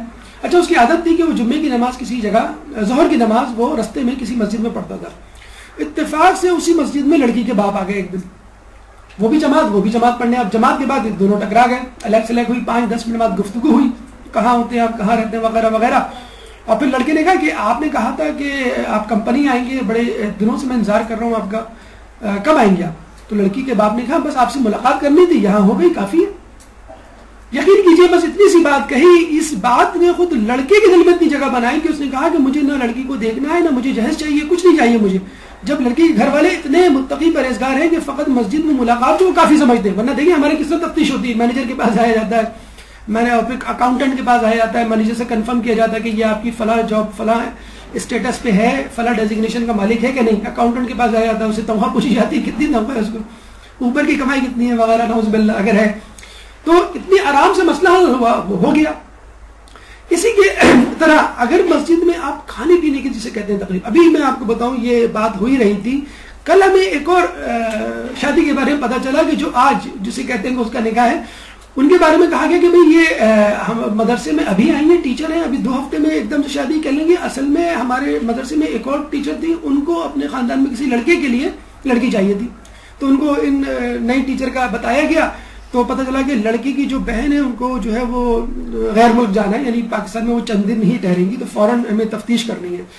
تو لڑکا بھی بڑا مصروف، لڑکے والے بھی مصروف. پتہ چلا کہ لڑکا جو ہے فلاں جگہ پہ وہ جمعے کی نماز پڑھنے جاتا ہے، اور لڑکے کے باپ بھی اتفاقاً وہیں جاتی ہے. دوسرا واقعہ بتا رہا ہوں بالکل ملتا جلتا. لڑکے کے باپ بھی وہاں پہنچ گئے، لڑکا بھی پہنچ گیا، اور پتہ چلا کہ وہیں جمعے کی نماز کے بعد تفتیش ہوئی اور آج جسے کہتے ہیں کہ وہ نکاح ہے. تو 15 دن میں لڑکے لڑکی کی تفتیش ہو گئی. کہاں؟ مسجد میں. اور تقریب کہاں؟ وہ بھی مسجد میں. تو اگر آپ مسجدوں کا اور علماء کا اور اتنی مقدس جگہوں کا اور مقدس ایام کا سہارا لیں گے تو اللہ تعالیٰ اس میں برکت کیوں نہیں ڈالے گا؟ اگر آپ دنیا کو دکھانے کے لیے وہ نکاح کریں گے، شادی کریں گے، دکھاوا کریں گے، زربرق لباس، جہیز اور کھانے پینے کی جسے کہتے ہیں نمائش، تو پھر وہی ہوگا کہ لوگ جو ہے 5 اسٹار ہوٹل میں ولیمہ کھا کے نکلیں گے اور کہیں گے کھانا تو اچھا تھا لیکن رائتے میں نمک کم تھا. شادی شدہ افراد کے لیے اچھا کچھ لوگ کہتے ہیں کہ بھائی شادی کر لو تو دین بچ گیا. دیکھیں اللہ تعالیٰ نے, اللہ کے رسول نے 50% دین کی ضمانت دی ہے, 50% کی نہیں. اس کا مطلب یہ نہیں ہے شادی کر لی تو آپ نے مکمل طور پہ آپ بچ گئے. شادی کے بعد بھی چانس ہوتا ہے کہ آپ گمراہی کی طرف چلے جائیں. شادی شدہ افراد کے لیے کچھ ٹپس ہم آپ کو دے رہے ہیں. شادی شدہ افراد مکمل طور پہ اپنے آپ کو محفوظ نہ سمجھیں, کیونکہ بعض اوقات شادی شدہ افراد کو بھی نشانہ بنایا جا سکتا ہے اور وہ بھی اوور کانفیڈنس کا شکار ہو سکتے ہیں. بھائی ہمارے ساتھ کچھ نہیں ہو سکتا, ہمارے ساتھ آدھا ایمان موجود ہے. پہلی بات تو یہ ہے کہ اگر آپ چاہتے ہیں کہ آپ کی ازدواجی زندگی اچھی گزرے, مرد یا عورت میں سے کوئی بھی غلط راستے کا انتخاب نہ کرے, گمراہی کی طرف نہ جائے, تو احادیث میں آیا ہے. یہ جملہ ہمارے یہاں بڑا معیوب ہے, بازاری ہو گیا آئی لو یو کہنا.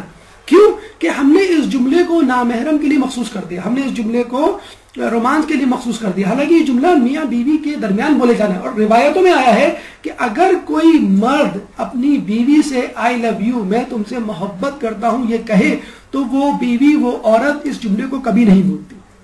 اور لوگ کہتے ہیں اس کو تو پتہ ہی ہے, کہ نہیں, اس کا باقاعدہ اعادہ ہونا چاہیے. ابھی آپ کو بھی تو معلوم ہے کہ آپ, اللہ کو بھی تو معلوم ہے کہ اللہ ایک ہے, آپ اس پہ یقین کرتے ہیں, لیکن پھر بھی آپ کہتے ہیں الحمدللہ رب العالمین. آپ بھی سورہ فاتحہ پڑھتے ہیں, آپ جو ہے قل هو اللہ احد کہتے ہیں, بار بار اس کا اقرار کرتے ہیں. اللہ چاہتا ہے اس کا بار بار اس کی توحید کا اقرار کیا جائے. اس طرح مرد عورت میں دونوں یہ چاہتے ہیں کہ اس کی محبت کا اقرار کیا جائے. عموماً شادی کے بعد عورتیں میک اپ کرنا بھول جاتی ہیں اور مرد حضرات جو ہے وہ گھر میں عجیب حلیے سے پھر رہے ہوتے ہیں. تو یہ جب کہا جاتا تو پھر کہا جاتا کہ یہ تو شادی سے پہلے کے چونچلے ہوتے ہیں. حالانکہ شادی کے بعد ہی عورت کو سجنا اور بننا سنورنا چاہیے, سنگار کرنا چاہیے, اور شادی کے بعد ہی مرد کو جو ہے وہ بننا سنورنا اور سجنا چاہیے. ہمارے یہاں ہوتا ہے اگر مرد جو ہے وہ اچھا ڈریس پہن لیں تو فوراً خواتین پوچھتی رہتی ہیں کہ آپ کہاں جا رہے ہیں. ارے بھائی میں آپ کے لیے, آپ کے سامنے بیٹھنے کے لیے, گھر میں بیٹھنے کے لیے آج چھٹی ہے اس لیے میں پہن رہا ہوں. اس طرح عورت اگر بننا سنورنا شروع کر دے اس کے لیے بھی کہتے ہیں کہ کہاں جا رہی ہے, تم شاپنگ پہ جا رہی ہو. شاپنگ پہ اگر جانا ہے تو یہ میک اپ اتار کے جانا ہے, گھر میں رہنا تو میک اپ کرنا ضروری ہے. اور امام خود بتا رہے ہیں کہ یہودی عورتیں جو بگڑی ہیں, بے روی کا شکار ہوئی ہیں, کیوں صرف اپنے مردوں, یہودی عورتوں کے بارے میں امام فرماتے ہیں صرف اپنے مردوں کی طرف سے توجہ نہ ملنے کی وجہ سے اور مردوں کا اپنے آپ کو آرائش و لطافت نہ کرنے کی وجہ سے وہ یعنی یہودی عورتیں فساد کی طرف چلی گئیں. یعنی ان کے مردوں نے ان کی طرف توجہ نہیں کی. پھر امام عاقبہ فرماتے ہیں کہ عورت تم سے وہی چاہتی ہے جو تم اس سے چاہتے ہو. مطلب ایک مختصر سے جملے میں پوری ازدواجی زندگی کی کامیابی کا فلسفہ موجود ہے. اپنے لباس کو اچھا رکھو, اپنی رہائش گاہ کو بنا سنوار کر رکھو, حتیٰ کہ تم ایسے بن جاؤ گویا تم لوگوں میں سب سے زیادہ بلند مرتبہ ہو. اگر اللہ تعالیٰ یہ چاہتا ہے کہ آپ زاہد بنے, زاہدانہ زندگی گزاریں, تو اس کا مطلب یہ نہیں ہے کہ آپ جو ہے وہ گندگی غلاظت کا مجموعہ بن جائیں, آپ کا گھر جو ہے وہ گندگی غلاظت کا ڈھیر بن جائے. آپ کو اس طرح بننا ہے کہ آپ جیسا کوئی نہیں, آپ کو اپنا گھر ایسا رکھنا ہے کہ آپ کے گھر جیسا کوئی نہیں. کیوں؟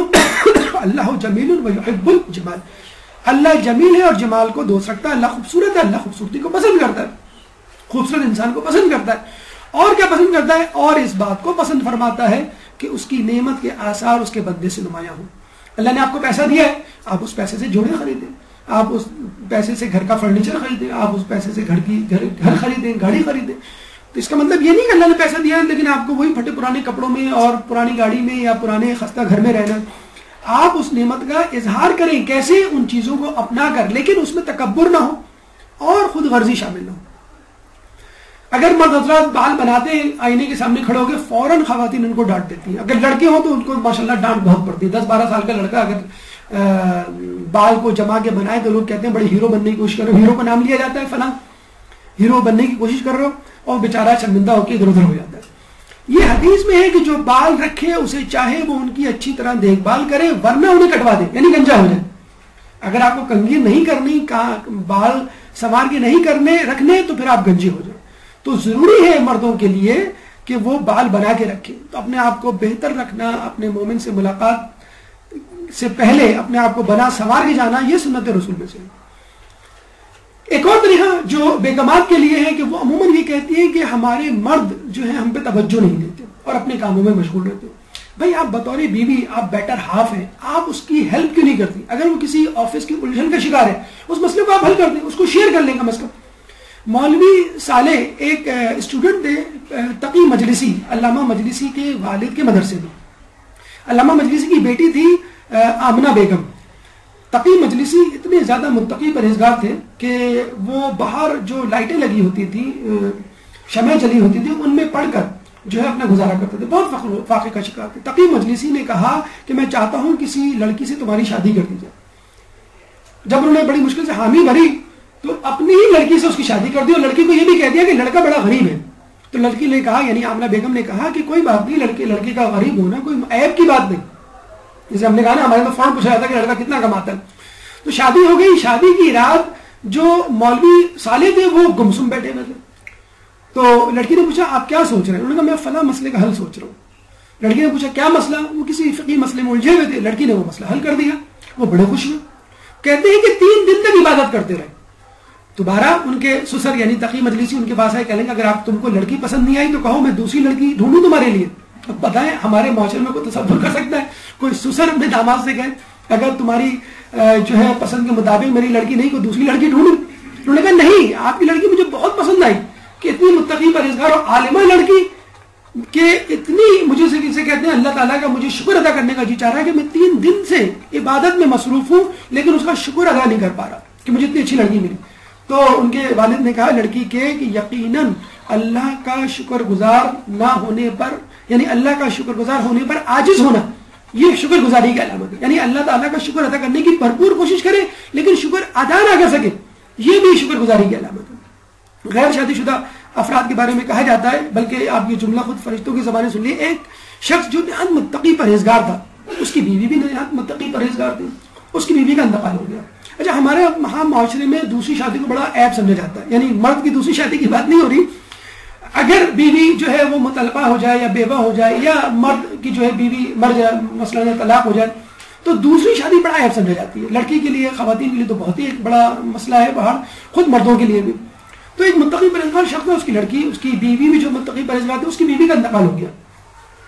وہ اتنا رویا دھویا، اتنا اداس ہوا کہ اس نے کہا کہ اب عمر بھر میں شادی نہیں کروں گا. 1 ہفتے بعد فوراً اس نے اپنے دوستوں کو کہا کہ میرے لیے لڑکی ڈھونڈو.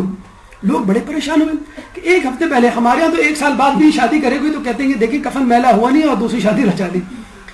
تو 1 ہفتے بعد اس نے کہا میری شادی کر دو، فوراً لڑکی ڈھونڈو. تو نے کہا کہ بھائی ابھی تو آپ نے 1 ہفتے پہلے کہا تھا کہ میں عمر بھر شادی نہیں کروں گا. کہنے لگے بالکل میں نے کہا تھا، اور جس دن میں نے کہا تھا اسی دن میں نے جو ہے اپنے خواب میں فرشتوں کی قطار دیکھی جو میرے پاس آئے اور میرا طواف کرنے لگے. اس میں جو سب سے آگے بزرگ فرشتہ تھا وہ میری طرف اشارہ کر کے کہتا جاتا یہ منحوس ہے، اور سب کہتے ہیں یقیناً یہ منحوس ہے. وہ بڑے پریشان ہوا. وہ آدمی کہنے لگا کہ میں نے جاتے جاتے آخری فرشتے کا دامن پکڑ لیا اور اس سے پوچھا کہ بھائی یہ کیوں کہہ رہے ہو تم لوگ کہ میں منحوس ہوں؟ تو آخری فرشتے نے جاتے جاتے یہ کہا کہ کیونکہ تم نے یہ ارادہ کر لیا کہ تم عمر بھر شادی نہیں کرو گے، تو جو عمر بھر شادی نہ کرنے کا ارادہ کر لے وہ ہمارے نزدیک منحوس ہوتا ہے. تو اس سے آپ اندازہ لگا لیں یہ حدیث یا یہ واقعہ جو ہے یہ ضرور لوگوں کو سنائے جنہوں نے عمر بھر شادی نہ کرنے کا عہد کیا ہوا. حقیقی محبت کسے کہتے ہیں؟ مختصراً اس کی فضیلت اور حقیقت سے آپ کو آگاہ کر دیں. یہ محبت ہوتی کیوں ہے؟ جسے ناجائز محبت کہتے ہیں یا معاشقہ کہہ لیں یا رومانس کہہ لیں یا چکر کہہ لیں یا افیئر کہہ لیں یا اسکینڈل کہہ لیں. اس کے بارے میں بحر الانوار میں حدیث ہے، ایسے دل جو اللہ کی محبت سے خالی ہوتے ہیں اللہ تعالیٰ انہیں اپنے غیر کی محبت کا مزہ چکھا دیتا ہے. تو یہ جو عشق و معاشقہ ہے جس کے بارے میں لوگ بڑے وثوق سے کہتے ہیں یہ ہو جاتا ہے کیا نہیں جاتا، یقیناً انہی لوگوں کو ہوتا ہے کہ جو اللہ کی محبت سے عاری ہوتے ہیں. ہم نے آپ کو واقعہ سنایا تھا زلیخا کا کہ جب وہ یوسف کی محبت میں گرفتار تھی تو یوسف کے علاوہ کوئی کچھ نہیں سوچتا تھا. جب یوسف ان کی طرف ملتفت ہوئے اللہ کی جسے کہتے ہیں کہ اجازت سے، تو زلیخا نے توجہ نہیں کی، اور جب یوسف نے پوچھا تو زلیخا نے کہا کہ میں پہلے تمہاری محبت میں گرفتار تھی، اب تمہارے رب کی محبت میں گرفتار ہوں. جو چیز خدا کے پاس، ایک شخص نے بڑا عجیب سوال کیا. دیکھیں عموماً ہوتا یہ ہے کہ اگر کوئی خدا سے محبت کرتا ہے تو لوگ اس سے ناراض ہو جاتے ہیں، اور اگر کوئی لوگوں سے محبت کرتا ہے تو خدا اس سے ناراض ہو جاتا ہے. کتنا عجیب سوال پوچھا اور میرے حبیب نے کتنا اچھا جواب دیا. سوال پوچھنے والے نے پوچھا جو چیز خدا پوچھا کہ میں ایسا کیا کام کروں کہ خدا بھی مجھ سے محبت کرے اور خدا کی مخلوق بھی مجھ سے محبت کرے، یعنی دونوں محبتیں کس طرح ایک ساتھ جگہ ہو سکتی ہیں. رسول اللہ نے کیا عجیب جواب دیا. جو چیز خدا کے پاس ہے اس کی رغبت کرو، خدا تمہارے ساتھ محبت کرے گا، اور جو کچھ لوگوں کے پاس ہے اس سے منہ پھیر لو، لوگ تمہارے ساتھ محبت کریں گے. عموماً کیا ہوتا ہے اگر کسی شخص کے پاس کوئی چیز ہے، آپ اس کی پیچھے دیوانے ہیں اس چیز کی وجہ سے، اس کی موبائل، اس کی گاڑی، اس کے گھر یا اس کی دولت، تو وہ شخص آپ سے دور بھاگے گا کہ یہ مطلبی شخص ہے، میری چیزوں کی وجہ سے میرے پیچھے آ رہا ہے. اور اللہ سے آپ یہ کہیں مجھے تیری جنت نہیں چاہیے تو اللہ آپ سے ناراض ہوگا. اور اللہ سے آپ یہ کہیں کہ مجھے تیری جنت چاہیے تو اللہ کہے گا بالکل میں بھی تجھ سے محبت کرتا ہوں، تو بھی مجھ سے محبت کر ان چیزوں کی چاہ رہا کہ جو میں نے تیرے لیے تیار کی ہے. اور اگر لوگوں کی چیزوں سے آپ منہ پھیریں گے تو لوگوں کے دلوں میں آپ کی قدر بڑھ جائے گی. اگر آپ لوگوں سے فقط اس لیے ملیں گے میں اللہ کے لیے مل رہا ہوں، میں نیکی کے لیے مل رہا ہوں، دین اسلام کے لیے مل رہا ہوں، آپ سے آپ کی پاس جو چیزیں ہیں اقتدار اور پیسہ اس کی مجھے کوئی تمنا نہیں، تو یقیناً لوگ بھی آپ سے محبت کریں گے.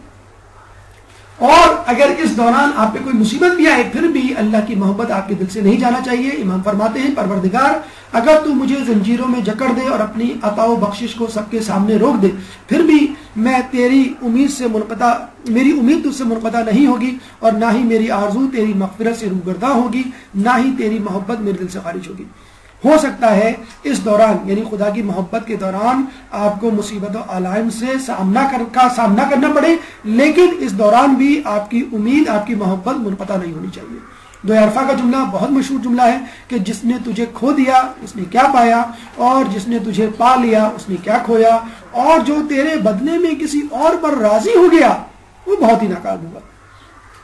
اللہ جس کو مل گیا اس کو سب کچھ مل گیا کیونکہ اللہ ہی کی تو بنائی ہوئی چیزیں ہیں، اور جس نے کسی اور کو اپنا جسے کہتے ہیں کہ خدا مان لیا نعوذ باللہ تو وہ اس شخص سے بھی گیا کیونکہ وہ اپنے لیے کچھ نہیں کر سکتا تو آپ کے لیے کیا کرے گا، اور خدا کی جزا سے بھی گیا. کیا دین محبت کے علاوہ بھی کچھ اور ہے کہ علاوہ بھی کچھ اور ہے؟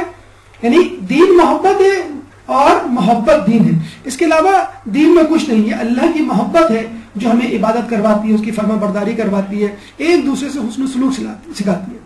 تو دین محبت ہے اور محبت دین ہے. ویلنٹائن ڈے منانے والوں کو کہہ دیجئے کہ یہ جو محبت جس کا اظہار تم کرتے ہو اس محبت سے کئی زیادہ دور ہے، ہیچ ہے کہ جو محبت اسلام نے ہمیں سکھائی ہے. اور ہم لوگ خشک اور بے مزاج بد مزاج قسم کے لوگ نہیں ہیں، ہمارے یہاں ہی اصل محبت پائی جاتی ہے، لیکن وہ محبت جو دائمی محبت ہو جس سے تمام محبتوں کے راستے نکلتے ہیں. آپ کو کیسے پتہ چلے گا کہ اللہ مجھ سے محبت کرتا ہے؟ اس کا اعادہ ہم پہلے بھی کر چکے ہیں. دوبارہ حدیث کی صورت میں میرا بندہ جتنا فرائض کی ادائیگی کے ذریعے مجھ سے محبت کرتا ہے اتنا کسی اور چیز کے ذریعے نہیں. وہ نوافل کی ادائیگی کے ذریعے مجھ سے اس قدر محبت کرتا ہے کہ میں بھی اس سے محبت کرنے لگ جاتا ہوں. کسی کا قرض واپس کرے آپ سے محبت کرے گا نہیں کرے گا؟ کسی کو تحفہ دے وہ آپ سے محبت کرے گا کیونکہ قرض دینا واجب تھا، محبت وہ گفٹ دینا واجب نہیں تھا. تو خدا کی واجبات پر عمل کرنا ضروری ہے، واجب ہے، لیکن مستحبات وہ واجب نہیں ہے، وہ آپ اپنی طرف سے دے رہے ہیں.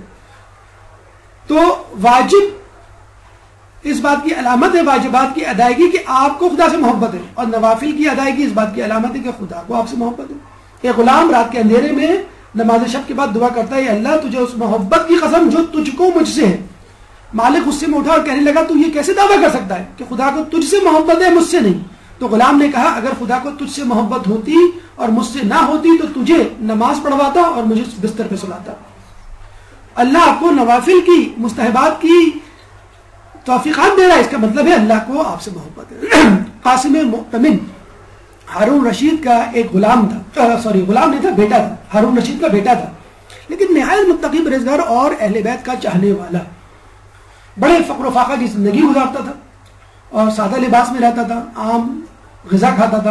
ایک دفعہ جعفر برمکی نے ہارون رشید سے شکایت کی کہ تمہارا بیٹا تمہاری بدنامی کا سبب بن رہا ہے، عام سے کپڑے پہنتا ہے، عام لوگوں میں بیٹھتا ہے اور جھوٹی موٹی غذا کھاتا ہے.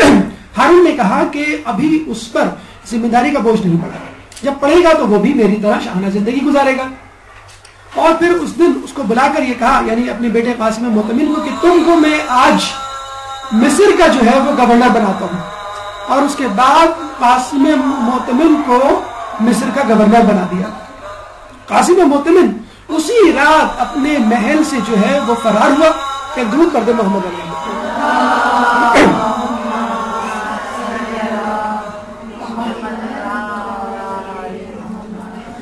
وہ مصر سے وہ فرار ہوا اور مدائن پہنچا. وہاں پہنچ کر اس نے ایک مسجد میں پناہ لی اور دن بھر رات بھر عبادت کرنے لگا.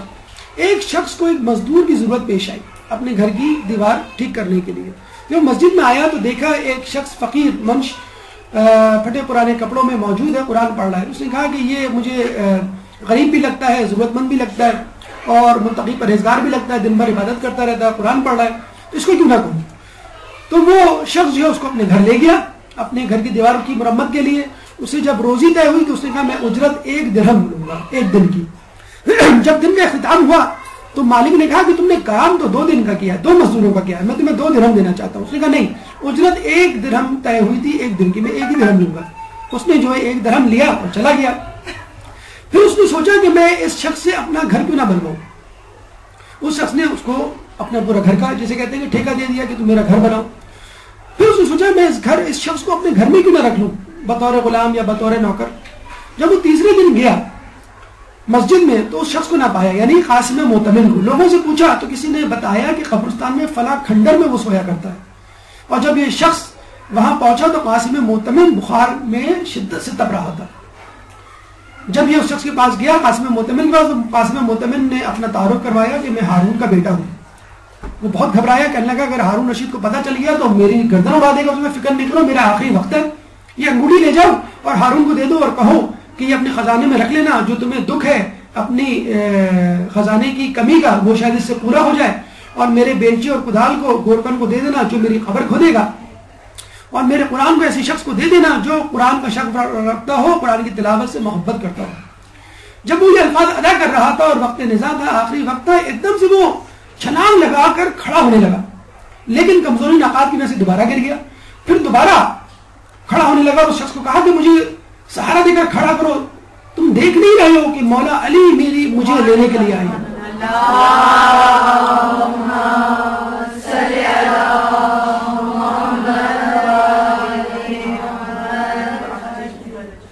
جو لوگ یہ بہانہ بناتے ہیں کہ ہمارے معاشرے میں گناہ بہت عام ہے، ہماری اپارچونیٹیز بہت ہیں گناہوں کی، ہم کیا کریں، میڈیا اتنا خراب ہے، دوست اتنے، ماحول، تو ہارون رشید کا بیٹا کیا آپ سے کم اپارچونیٹیز کا مالک ہوگا؟ آپ سے کہیں زیادہ اس کے پاس مواقع تھے گناہوں کی. لیکن اس کے باوجود اہل بیت کی محبت اس کے دل میں تھی، جبھی اس کے دل میں کوئی اور محبت گھر نہ کر سکی. اور اتنی زیادہ محبت کہ جب اس کے مرنے کا وقت آیا تو مولا اس کو خود لینے آئے. تو یہی کہا جاتا ہے کہ اگر آپ کو مجنون بننا ہے تو اللہ کا مجنون بنیے. اگر آپ کو کچھ چاہیے تو اللہ کی رضا چاہیے، جنت بھی اس کے لیے ٹھکرا دیجیے. مجنون شہر چھوڑا تو صحرا بھی چھوڑ دے، نظارے کی حوث ہو تو لیلا بھی چھوڑ دے. واعظ کمال ترک سے ملتی ہے یا مراد، دنیا جو چھوڑ دی ہے تو عقبہ بھی چھوڑ دے. سوداگری نہیں یہ عبادت خدا کی ہے، اے بے خبر جزا کی تمنا بھی چھوڑ دے. اچھا ہے دل کے ساتھ رہے پاسبان عقل، لیکن کبھی کبھی اسے تنہا بھی چھوڑ دے. یہ درس ویلنٹائن ڈے محبت اور اسلام کے حوالے سے اپنے اختتام کو پہنچا. اس موضوع سے متعلق اگر آپ کے ذہن میں کوئی سوال ہے تو آپ کر سکتے ہیں. قبل السوالات بھرپور صلوات. اللجن اللجن یا مولا اللجن اللجن اللجن اللجن ماسٹر اللجن اللجن اللجن یا صاحب السماء اللجن